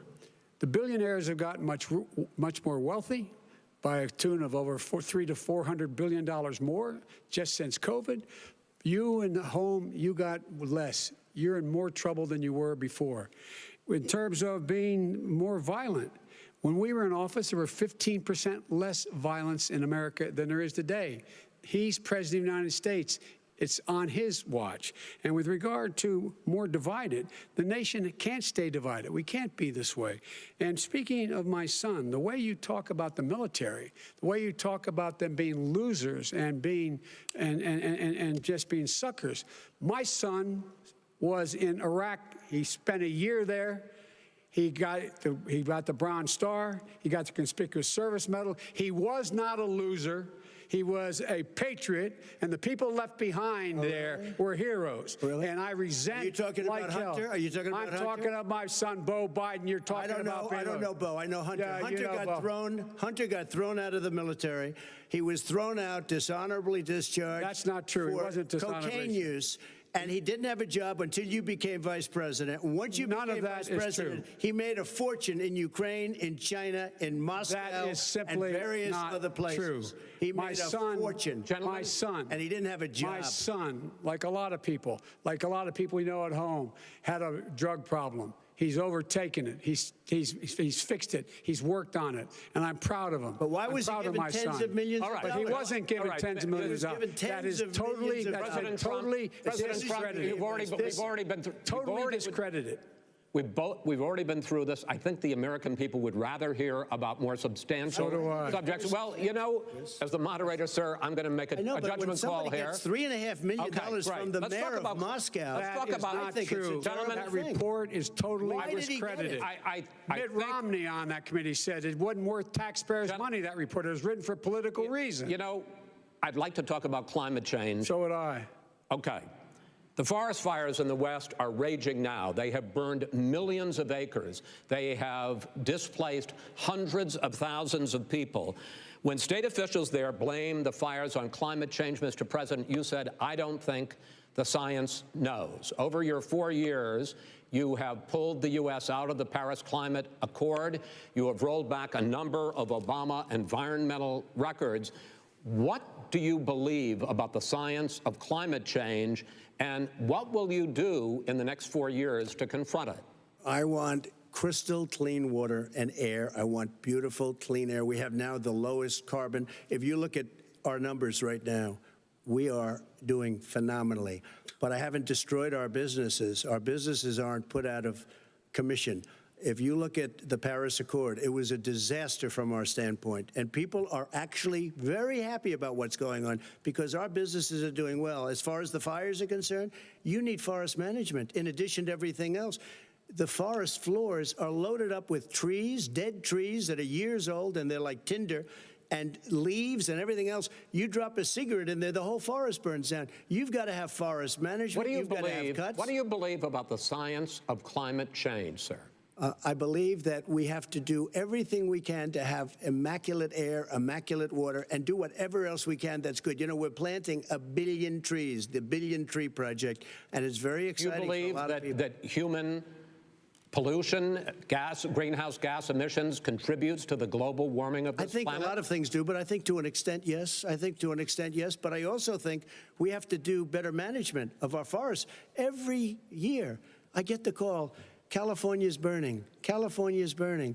If that was cleaned, if you had forest management, good forest management, you wouldn't be getting those calls. You know, in Europe, they have forest cities. They're called forest cities. They maintain their forests. They manage their forests. I was with the head of a major country. It's a forest city. He said, sir, we have trees that are far more, they ignite much easier than California. There shouldn't be that problem. I spoke with the governor about it. I'm getting along very well with the governor. But I said, you know, at some point, you can't every year have hundreds of thousands of acres of land just burned to the ground. But, sir, that's burning down because of a lack of management. But, sir, if you believe in the science of climate change, why have you rolled back the Obama Clean Power Plan, which limited carbon emissions in power plants? Why have you relaxed? Because it was driving energy prices through the sky. Why have you relaxed fuel economy standards that are going to create more pollution from cars and trucks? Well, not really, because what's happening is the car is much less expensive and it's a much safer car, and you're talking about a tiny difference. And then what would happen, because of the cost of the car, you would have at least double and triple the number of cars purchased. We have the old slugs out there that are 10, 12 years old. If you did that, the car would be safer. It would be much cheaper by $3,500. In the case of California, they've simply ignored No, but you would take a lot of cars off the market because people would be able to afford a car. Now, and by the way, we're going to see how that turns out. But a lot of people agree with me, many people. The car has gotten so expensive because they have computers all over the place for an extra little bit of gasoline. And, and I'm okay with electric cars, too. I think I'm all for electric cars. I've given big incentives for electric cars. But what they've done in California is just crazy. Right. Vice President Biden, I'd like you to respond to the president's climate change record, but I also want to ask you about a concern. You proposed $2 trillion in green jobs. You talk about new limits, not abolishing, but new limits on fracking, ending the use of fossil fuels to generate electricity by 2035, and zero net emission of greenhouse gases by 2050. The president says a lot of these things would tank the economy and cost millions of jobs. He's absolutely wrong, number one. Number two, if in fact, during our administration, the Recovery Act, I was in charge, able to bring down the cost of renewable energy to cheaper than or as cheap as coal and gas and oil. Nobody's going to build another coal-fired plant in America. No one's going to build another oil-fired plant in America. They're going to move to renewable energy, number one.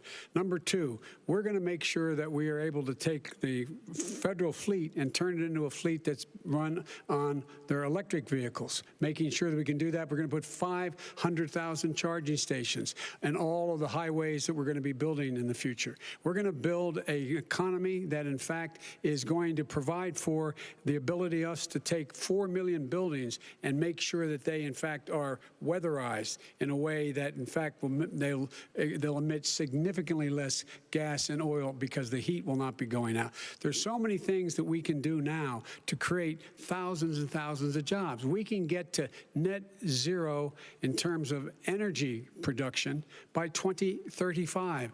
Not only not costing people jobs, creating jobs, creating millions of good-paying jobs, not $15 an hour, but prevailing wage, by having a new infrastructure that, in fact, is green. And the first thing I will do, I will rejoin the Paris Accord. I will join the Paris Accord because with us out of it, look what's happening. It's all falling apart. And talk about someone who has no relationship with foreign policy. Brazil, the rainforests of Brazil are being torn down, are being ripped down. More carbon is absorbed in that rainforest than every bit of carbon that's emitted in the United States. Instead of doing something about that, I would be gathering up and making sure we had the countries of the world coming up with $20 billion and say, here's $20 billion. Stop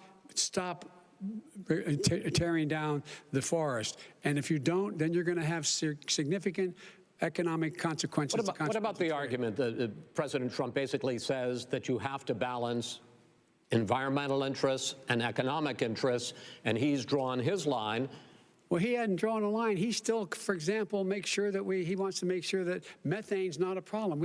You can now emit more methane without it being a problem. Methane. This is a guy who says that you don't have to have mileage standards for automobiles that exist now. This is a guy who says that.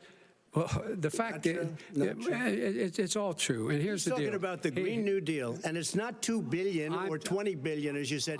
It's $100 trillion. I'm talking about where they want to rip down buildings and rebuild the building. No, it's the dumbest, most ridiculous. Where airplanes are out of business, where two-car systems are out, where they want to take out the cows too. You know, that's not true either, right? This is a $100 trillion. That's more money than our country could make in 100 years if we're going to the case. All right, let me destroy our because I actually wait a minute, sir. I actually have studied your plan, and it includes upgrading 4 million buildings, weatherizing 2 million homes over 4 years, building 1.5 million energy-efficient homes. So the question becomes, the president is saying, I think some people who support the president would say that sounds like it's going to cost a lot of money and hurt the economy. What it's going to do is going to create thousands and millions of jobs, good-paying jobs. Let him finish, sir. He doesn't know how to do that. $100 billion. The fact is, it's going to create millions of good-paying jobs, and these tax incentives for people to weatherize, which he wants to get rid of. It's going to make the economy much safer. Look how much we're paying now to deal with the hurricanes. By the way, he has an answer for hurricanes. He said maybe we should drop a nuclear weapon on them. They may. I never said that. That's what he did say. You made it up. And here's the deal. You make up. We are going to be in a position where we can create hard, good jobs by making sure the environment is clean and we all are in better shape. We spend billions of dollars now, billions of dollars on floods, hurricanes, rising seas. We're in real trouble. Look what's happened just in the Midwest with these storms that come through and wipe out entire sections and counties in Iowa. They didn't happen before. They're because of global warming. We make up 15% of the world's problem. We, in fact, but the rest of the world, we've got to get them to come along. That's why we have to get back into the Paris Accord. All right, gentlemen. Wait a minute, Chris. So why didn't he do it for 47 years? You were vice president. Why didn't you get the world? China sends up real dirt into the air. Russia does. India does. They all do. We're supposed to be good. And by the way, he made a couple of statements. The Green New Deal is $100 trillion. That is not my plan. That's the Green New you want to Deal rebuild every is building. Not my plan. I want to rebuild every. If he knew anything about, he made a statement about the military. He said I said something about the military. He and his friends made it up, and then they went with it. I never said it. Okay, that is what not he true. did is he said, in this segment. He called the military stupid bastards. I and he did said not it on say tape. He said stupid bastards. He said it. Stop. I would never say that. Play it. Stop. Play it. Go ahead, Mr. Vice President. answered his final question. The final question is, I can't remember which of all his rantings. I'm having a little trouble myself, but and about the economy and about this question of what it's going to cost. The economy. I mean, the Green New Deal and the idea of what your environmental changes will do. The Green New Deal will pay for itself as we move forward. We're not going to build plants that, in fact, are great polluting plants. So do you support the Green New Deal? Pardon me? Do you support that? No, I don't support the Green New Deal. You don't? Oh, well, that's a big statement. I support that means you just lost the radical left. I support the Biden plan that I put forward. Okay. The Biden plan, which is different than what he calls the radical Green New Deal. All right, gentlemen, final segment, election integrity. As we meet tonight, millions of Americans are receiving mail-in ballots or going to vote early. How confident should we be that this will be a fair election, and what are you prepared to do over the next 5+ weeks, because it'll not only be to Election Day, but also counting some ballots, mail-in ballots after Election Day. What are you prepared to do to reassure the American people that the next president will be the legitimate winner of this election? In this final segment, Mr. Vice President, you go first. Prepared to let people vote. They should go to iwillvote.com, decide how they're going to vote, when they're going to vote, and what means by which they're going to vote. His own Homeland Security director, and as well as the FBI director, says there is no evidence at all that mail-in ballots are a source of being manipulated and cheating. They said that. The fact is that there are going to be millions of people because of COVID that are going to be voting by mail-in ballots, like he does, by the way. He sits behind the Resolute desk and sends his ballot to Florida, number one. Number two, we're going to make sure that those people who want to vote in person are able to vote because enough poll watchers are there to make sure they can socially distance. The polls are open on time, and the polls stay open until the votes are counted. And this is all about trying to dissuade people from voting because he's trying to scare people into thinking that it's not going to be legitimate. Show up and vote. You will determine the outcome of this election. Vote, vote, vote. If you're able to vote early in your state, vote early. If you're able to vote in person, vote in person. Vote whatever way is the best way for you, because he cannot stop you from being able to determine the outcome of this election. And in terms of whether or not when the votes are counted, and they're all counted, that will be accepted. If I win, that will be accepted. If I lose, that'll be accepted. But by the way, if in fact he says he's not sure what he's going to accept, well, let me tell you something. It doesn't matter, because if we get the votes, it's going to be all over. He's going to go. He can't stay in power. It won't happen. It won't happen. So vote. Just make sure you understand you have it in your control to determine what this country is going to look like the next 4 years. Is it going to change, or you get 4 more years of these lies? Mr. President, 2 minutes. So when I listened to Joe talking about a transition, there's been no transition from when I won. I won that election. And if you look at crooked Hillary Clinton, if you look at all of the different people, there was no transition, because they came after me trying to do a coup. They came after me spying on my campaign. They started from the day I won, and even before I won, from the day I came down the escalator with our First Lady. They were a disaster. They were a disgrace to our country. And we've caught them. We've caught them all. We've got it all on tape. We've caught them all. And by the way, you gave the idea for the Logan Act against General Flynn. You better take a look at that, because we caught you in a sense, and President Obama was sitting in the office. He knew about it too. So don't tell me about a free transition. As far as the ballots are concerned, it's a disaster. A solicited ballot, okay, solicited is okay. You're soliciting, you're asking, they send it back, you send it back. I did that. If you have an unsolicited, they're sending millions of ballots all over the country. There's fraud. They found them in creeks. They found some with the name Trump, just happened to have the name Trump just the other day in a waste paper basket. They're being sent all over the place. They sent 2 in a Democrat area. They sent out 1,000 ballots. Everybody got 2 ballots. This is going to be a fraud like you've never seen. The other thing, it's nice on November 3rd, you're watching and you see who won the election. And I think we're going to do well, because people are really happy with the job we've done. But you know what? we won't know. We might not know for months because these ballots are going to be all over. Take a look at what happened in Manhattan. Take a look at what happened in New Jersey. Take a look at what happened in Virginia and other places. They're not losing 2%, 1%, which, by the way, is too much. An election could be won or lost with that. They're losing 30 and 40%. It's a fraud, and it's a shame. And can you imagine where they say you have to have your ballot in by November 10th? November 10th. That means that's 7 days after the election, in theory, should have been announced. Okay. We have major states with that, sir, all run by Democrats. 2 minutes is 2 minutes. All run by Democrats. It's President a, Trump, it's a rigged election. you're going to be able to continue. You have been charging for months that mail-in balloting is going to be a disaster. You say it's rigged, that it's going to lead to fraud. But in 2018, in the last midterm election, 31 million people voted mail-in voting. That was a quarter, more than a quarter of all the voters that year cast their ballots by mail. Now that millions of mail-in ballots have gone out, what are you going to do about it? And are you counting on the Supreme Court, including a Justice Barrett, to settle any dispute? Yeah, I think I'm counting on them to look at the ballots, definitely. I don't think I hope we don't need them in terms of the election itself. But for the ballots, I think so, because what's happening is incredible. I read today, where at least 1% of the ballots for 2016 were invalidated. They take them. We don't like them. We don't like them. But what are you going to do about it? If there are millions of ballots going out right now, what you do is you go and vote. You do a solicited ballot, and that's okay, or you go and vote. I'm asking you about the fact that millions of people... You go and vote. You go and vote. But what I'm saying is, like they used to in the old... Millions of people... You either do, Chris, a solicited ballot where you're sending it in, they're sending it back, and you're sending... They have mailmen with lots of it. Did you see what's going on? Take a look at West Virginia, mailmen selling the ballots. They're being sold. They're being dumped in rivers. This is a horrible thing for our country. There is no. This is not going to end well. There is no evidence. This is not going to end well. 5 states have had mail-in ballots for the last decade or more. 5, including 2 Republican states.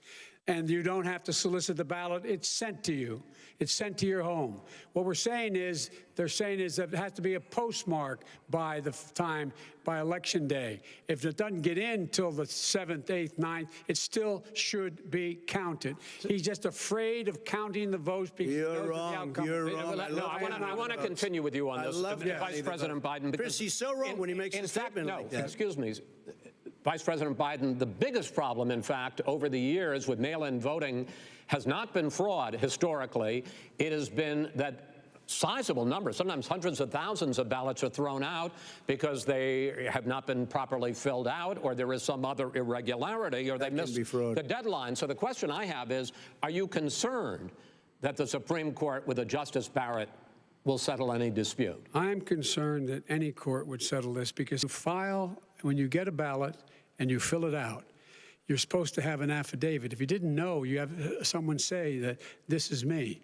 You should be able to, if in fact you can verify that's you before the ballot is thrown out, that's sufficient to be able to count the ballot because someone made a mistake and not dotting the correct I. Who they voted for, testify, say who they voted for, say it's you. That is totally legitimate.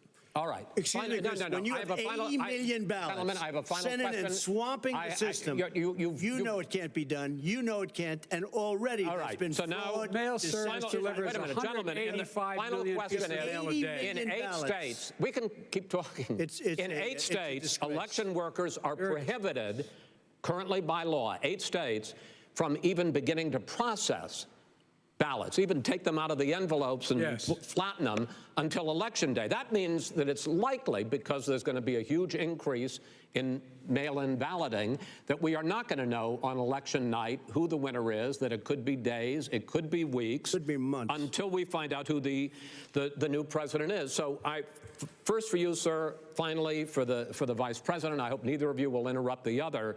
Will you urge your supporters to stay calm during this extended period, not to engage in any civil unrest? And will you pledge tonight that you will not declare victory until the election has been independently certified? President Trump, you I'm go first. urging my supporters to go into the polls and watch very carefully, because that's what has to happen. I am urging them to do it.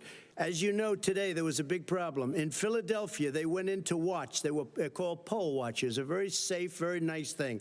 They were thrown out. They weren't allowed to watch. You know why? Because bad things happen in Philadelphia, bad things. And I am urging my people. I hope it's going to be a fair election. If it's a fair election, I am 100% on board. But if I see tens of thousands of ballots being manipulated, I can't go along with that. And I'll tell you what, does that mean, from a common sense, does that mean you're going to tell your people to take to the it means you have a fraudulent election. You're sending out 80 million ballots. They're not equipped to. These people aren't equipped to handle it. Number one. Number two, they cheat. They cheat. Hey, they found ballots in a waste paper basket 3 days ago, and they all had the name military ballots. They were military. They all had the name Trump on them. Vice President you think Biden, that's good? Vice President Biden, final question for you. Will you urge your supporters to stay calm while the vote is counted, and will you pledge not to declare victory until the election is independently certified? Yes, and here's the deal. We count the ballots, as you pointed out. Some of these ballots in some states can't even be opened until Election Day. And if there's thousands of ballots, it's going to take time to do it. And by the way, our military, they've been voting by ballots since the end of the Civil War, in effect. And that's what's going to happen. Why is it for them somehow not fraudulent? It's the same process. It's honest. No one has established at all that there is fraud related to mail-in ballots, that somehow it's a fraudulent process. It's already been established. Take a look at Carolyn Maloney's race in Manhattan. You had an opportunity to respond. Look at Carolyn Monroe. Go ahead. They have no idea what happened. Vice President Biden, go ahead. He has no idea what he's talking about. Here's the deal. The fact is, I will accept it, and he will too. You know why? Because once the winner is declared, after all the ballots are counted, all the votes are counted, that'll be the end of it. That'll be the end of it. And if it's me, in fact, fine. If it's not me, I'll support the outcome.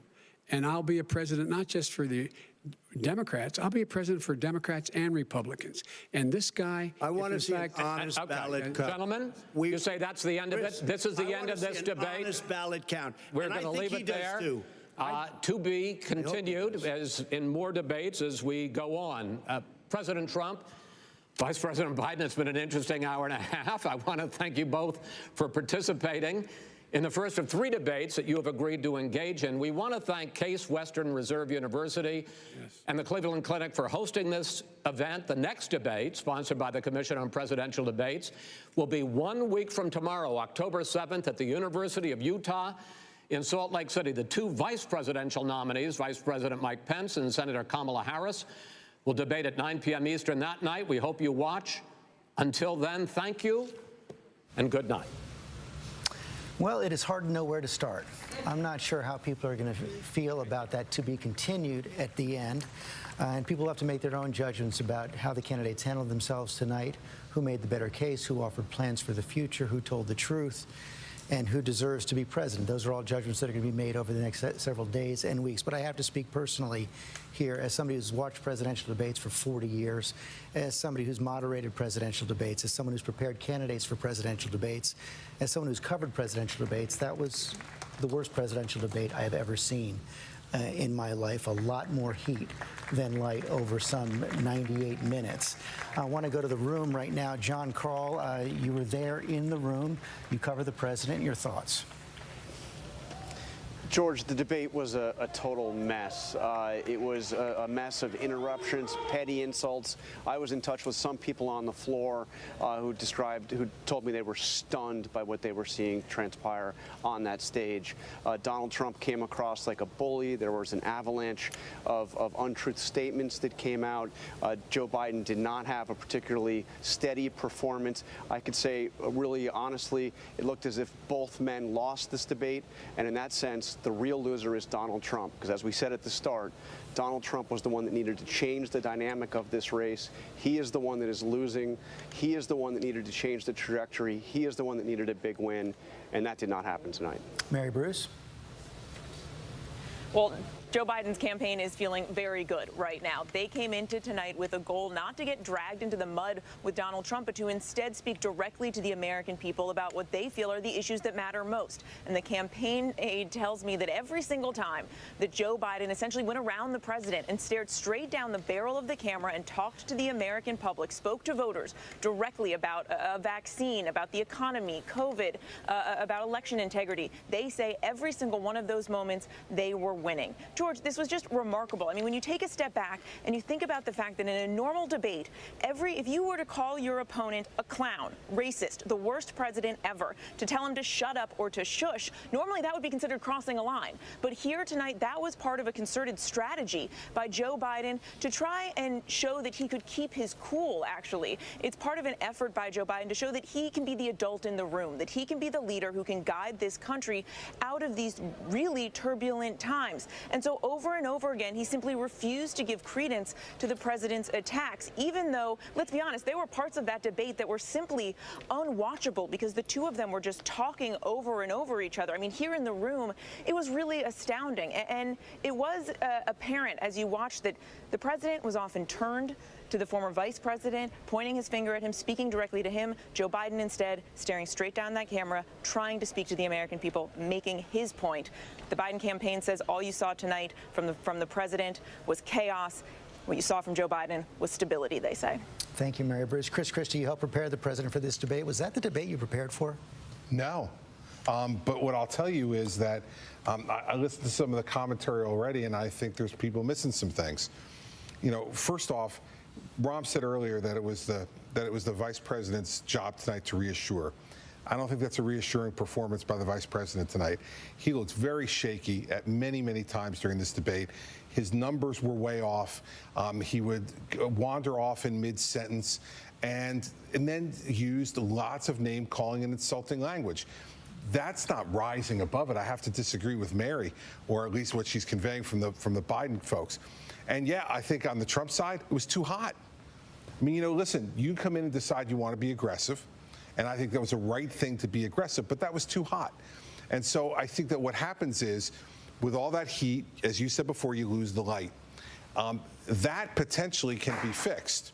Maybe, maybe not. We'll have to see on the Trump side. On the Biden side, I'd be very concerned that his problems can't be fixed. Because if you're not up to being able to stand up there for 90 minutes and be consistently coherent, people are going to wonder whether you're going to be able to do that when you're sitting behind the desk in the Oval Office. So I think that's the issue that got raised tonight. Emanuel. I think Joe Biden did a smart strategy of a rope-a-dope. Because, in fact, the president looked totally out of control, and Chris Wallace basically said that. And the president needed to change people's perception. He looked exactly like the bully that people have had exhausted by for 3.5 years. I think the vice president steadied as the night went on. When he talked about COVID, when he talked about health care, when he talked about, and he looked right at the American people and said, this is about your family and your direction. When he also talked about the integrity of bringing people together. And also when he rebutted him about his son, Beau, in service and not calling him a patsy for serving. I thought those were his best moments. There are moments he did who wouldn't get rattled when you're having somebody just scream at you all night. And the fact that Chris Wallace basically said it, like, hold on here, and there are rules here. And so I think the president hurt himself by only having a fifth gear.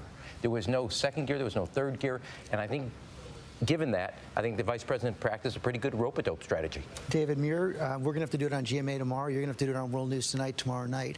What is the lead of this debate? Well, you know, as we were going into this tonight, George, one of the things that you and I were talking about is the level of exhaustion in this country. We have to remember that the backdrop for this entire debate is this coronavirus pandemic. 200,000 American lives have been lost. The economy, millions on unemployment, and people are exhausted. They want to know, when is this going to end? Who has a plan to help guide the way through? And you have to wonder if tonight did anything to further that argument or put people at home, and that's what we always think about here as we do the news, are the folks at home. Did it put anyone at peace about the future of our country in the immediate months and years to come and how we navigate our way out of this moment? We talked about President Trump. This was a unique opportunity for him to come in and say, here's what I will do over my next 4 years. I'm not sure we heard a lot of that tonight. And Joe Biden had to come in and we said, no unforced errors, don't get pulled into the personal attacks. I do think he was fairly steady in temperament and tone, but I do wonder if people will be frustrated at home, no matter how difficult it was on that stage and in those moments, that they didn't hear enough really from either about their specific plans of guiding this nation forward. One thing that is getting a lot of notice, Lindsay Davis online, the president refused to condemn white supremacists. Right, and he said he would. When he was asked, he said, sure, I will. And then he ended up essentially giving a call to action saying, stand back and stand by. That was something that really got my attention. And I can't say I was surprised, but it was really a moment that I think that people, especially in the black community, heard loud and clear. Got to take a quick break. We'll be right back. Mike Pence, Kamala Harris, the anticipation. We heard from the vice president. He's looking forward to seeing you on that debate stage more than anyone could imagine. Oh, good. Me too. Next Wednesday night, history will be made. The vice presidential debate on ABC. Welcome to Disney Plus. Are you ready? Drop in and explore. The action, the adventure, and the originals. There's no limit to what you'll find. These are your worlds. So come on, dive deeper into the universes you love. Wherever and whenever you want them, you'll find them all here on Disney Plus. This is what being live is all about. This is ABC News Live, the 24/7 streaming news source from ABC News. Breaking news, live events, streaming nonstop. Original breakthrough storytelling from ABC News, National Geographic, ESPN, and it's all designed differently for you to stream straight to any screen whenever you want. ABC News Live. Streaming everywhere, right to you. ABC News Live. It's that easy to go there. Cross my office off the list. What if we pick for each other? Please stop.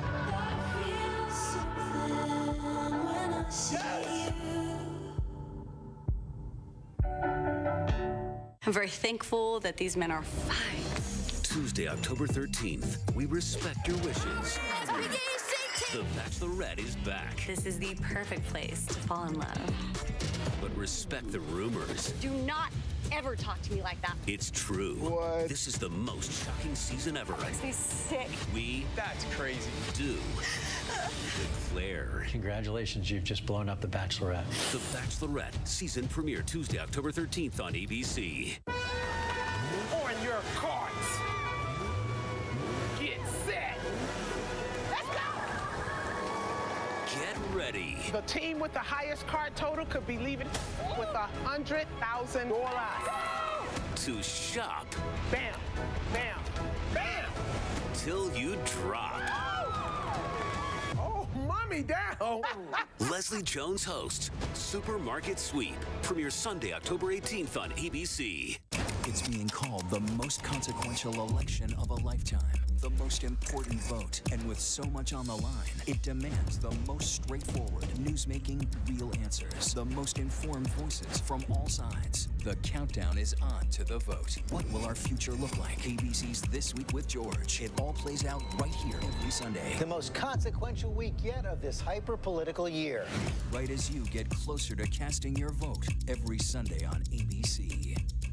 Now, with so much on the line, more Americans are turning to David Muir and ABC's World News Tonight than any other program across all of television.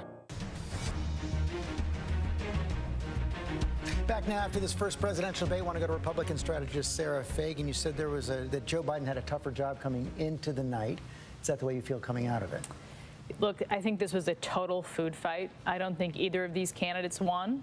There were moments where the president was setting up the choice in this election, but they just devolved, and they devolved too quickly. And the challenge for the president, I agree with John Karl, that in a place where he doesn't command the stage in a presidential way, he's not getting ahead. He's down 7 points going into this debate.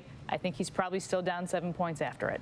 That I think this debate was an unmitigated disaster. And I think Trump's performance has shown me exactly why our country is in the state that we're in right now. The fact that we've survived to this point with that kind of leadership, I think, is amazing. I think, you know, Joe Biden's challenge was, as my grandmother said, don't make sense out of foolishness, it'll make a fool out of you.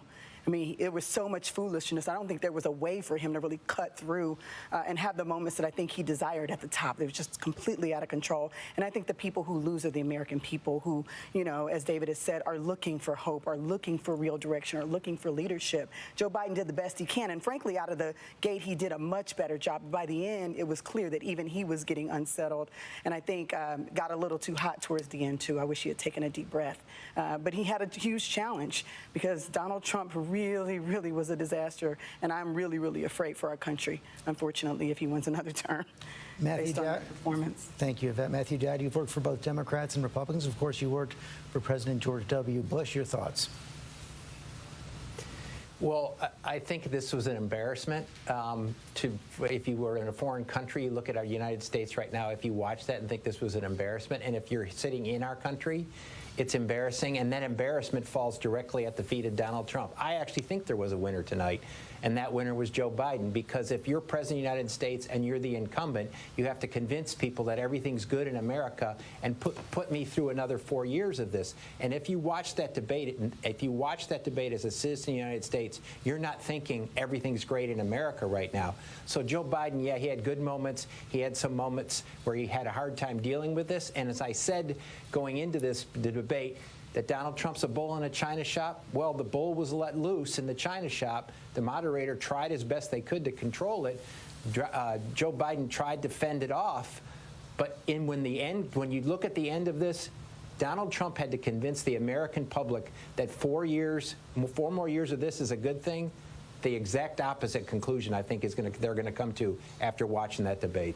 Martha Raddatz, I don't envy anybody the job Chris Wallace had tonight, but I wonder what lessons moderators going forward, supposed to be 2 more presidential debates, a vice presidential debate, are going to take from this. As I said going in, it takes a lion tamer in a debate with Donald Trump, and you needed 10 lion tamers tonight. I think Chris Wallace tried. I think at some point you just have to stop it. It was not a presidential debate. It was mud wrestling. And as David pointed out, in the middle of a pandemic. I have been in touch with some voters who I met on our cross-country trip. There was one man who was leaning towards Trump, but going into the debate tonight, he was leaning towards Biden, but he did not like the name calling. He did not like Biden dropping to the level, he said, of Donald Trump. And a lot of talk about the military tonight. As you know, George, I'm in touch with a lot of people in the military. One of them said to me tonight, this is the most shameful interaction between 2 leaders ever. I am sad and ashamed. Martha Raddatz, thanks very much. We've got to take one more break. We'll be right back. Yes, mornings may look different these days, but where you start your day, where you spend your mornings, where you get connected to everything that's happening. And face it, there's a whole lot happening in our world these days. Where you get all the breaking new information of the day to help you navigate through these times. That's why we're here. Good morning, sunshine. And making sure you start your day off with a smile and some sunshine. Good morning, America. Good morning, America. Good morning, America. Oh, how I love saying that. Wake me up. With so much at stake, so much on the line, more Americans turn here than any place else. ABC News World News Tonight with David Muir. We have made it through another week together. America's most watched program across all of television. Mike Pence, Kamala Harris, the anticipation. We heard from the vice president. He's looking forward to seeing you on that debate stage more than anyone could imagine. Oh, good. Me too. Next Wednesday night, history will be made. The vice presidential debate on ABC. Trump versus Biden. The first presidential debate will continue after this. ABC News, straightforward. Welcome to Disney Plus. Are you ready? Drop in and explore.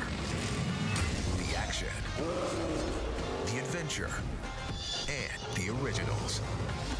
There's no limit to what you'll find. These are your worlds. So come on, dive deeper into the universes you love. Wherever and whenever you want them, you'll find them all here on Disney Plus. I'm very thankful that these men are fine. Tuesday, October 13th, we respect your wishes. The Bachelorette is back. This is the perfect place to fall in love. But respect the rumors. Do not ever talk to me like that. It's true. What? This is the most shocking season ever. Makes me sick. That's crazy. Do declare. Congratulations, you've just blown up The Bachelorette. The Bachelorette season premiere Tuesday, October 13th on ABC.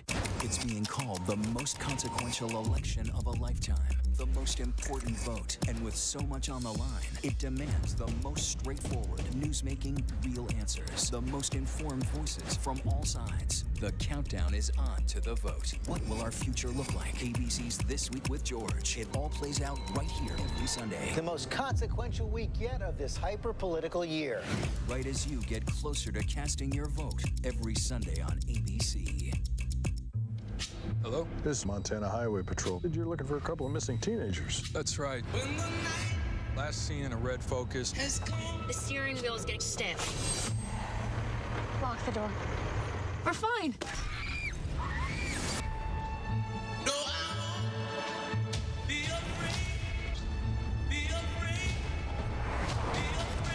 Got ourselves a predicament. When the night has come. The reality is our country can collapse from within. You see the white power movement on the march. Klansmen and neo-Nazis, skinheads, it's meant to incite war. From the KKK to Oklahoma City to Charlottesville, the new documentary event special. We just need to start talking about race. Homegrown Hate, The War Among Us. This is a real wake-up call. Premieres Tuesday, October 6th, streaming on ABC News Live. Now, with so much on the line, ABC News, America's #1 news, is right there for you live on Hulu with stories of strength, stories of hope. Because now, when it matters most, Hulu has live news. Hulu has live news. Hulu has live news, and that news is ABC News. ABC News Live on Hulu. ABC News Live on Hulu. Watch the news you need. Thanks so much for streaming with us. Streaming to all Hulu subscribers right now. Mike Pence, Kamala Harris, the anticipation. We heard from the vice president. He's looking forward to seeing you on that debate stage more than anyone could imagine. Oh, good. Me too. Next Wednesday night, history will be made. The vice presidential debate on ABC.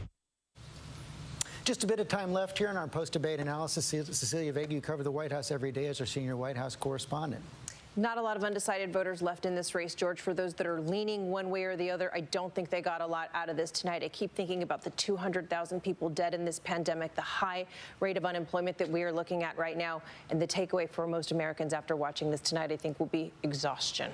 And one of the things we are already seeing online in the wake of this debate, a lot of people wondering, will there be more debates after this? Will we see the final two presidential debates, the vice presidential debates? A lot of people disappointed in what they saw tonight, wondering if it's something we should see again. That's going to be it for us right now. We're going to have much more on Nightline and ABC News Live. Of course, I'll have a lot more tomorrow on Good Morning America. For many of you right now, it's time for your late local news.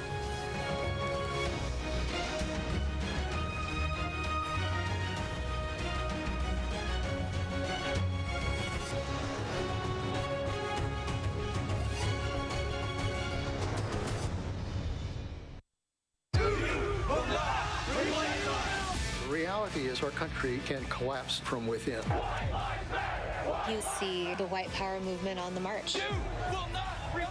Klansmen and neo-Nazis, skinheads, it's meant to incite war. From the KKK to Oklahoma City to Charlottesville, the new documentary event special. We just need to start talking about race. Homegrown Hate, The War Among Us. This is a real wake-up call. Premieres Tuesday, October 6th, streaming on ABC News Live. Mike Pence, Kamala Harris, the anticipation. We heard from the vice president. He's looking forward to seeing you on that debate stage more than anyone could imagine. Oh, good. Me too. Next Wednesday night, history will will be made. The vice presidential debate on ABC. With so much at stake, so much on the line, more Americans turn here than any place else. ABC News World News Tonight with David Muir. We have made it through another week together. America's most watched program across all of television. This is what being live is all about. This is ABC News Live, the 24/7 streaming news source from ABC News. Breaking news, live events, streaming nonstop. Original breakthrough storytelling from ABC News, National Geographic, ESPN, and it's all designed differently for you to stream straight to any screen whenever you want. ABC News Live. Streaming everywhere, right to you. ABC News Live. It's that easy to go there. I'm very thankful that these men are fine. Tuesday, October 13th, we respect your wishes. The Bachelorette is back. This is the perfect place to fall in love. But respect the rumors. Do not ever talk to me like that. It's true. What? This is the most shocking season ever. Makes me sick.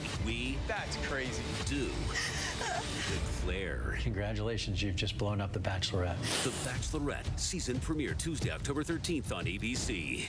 It's being called the most consequential election of a lifetime, the most important vote, and with so much on the line, it demands the most straightforward, news-making, real answers, the most informed voices from all sides. The countdown is on to the vote. What will our future look like? ABC's This Week with George. It all plays out right here every Sunday. The most consequential week yet of this hyper-political year. Right as you get closer to casting your vote every Sunday on ABC.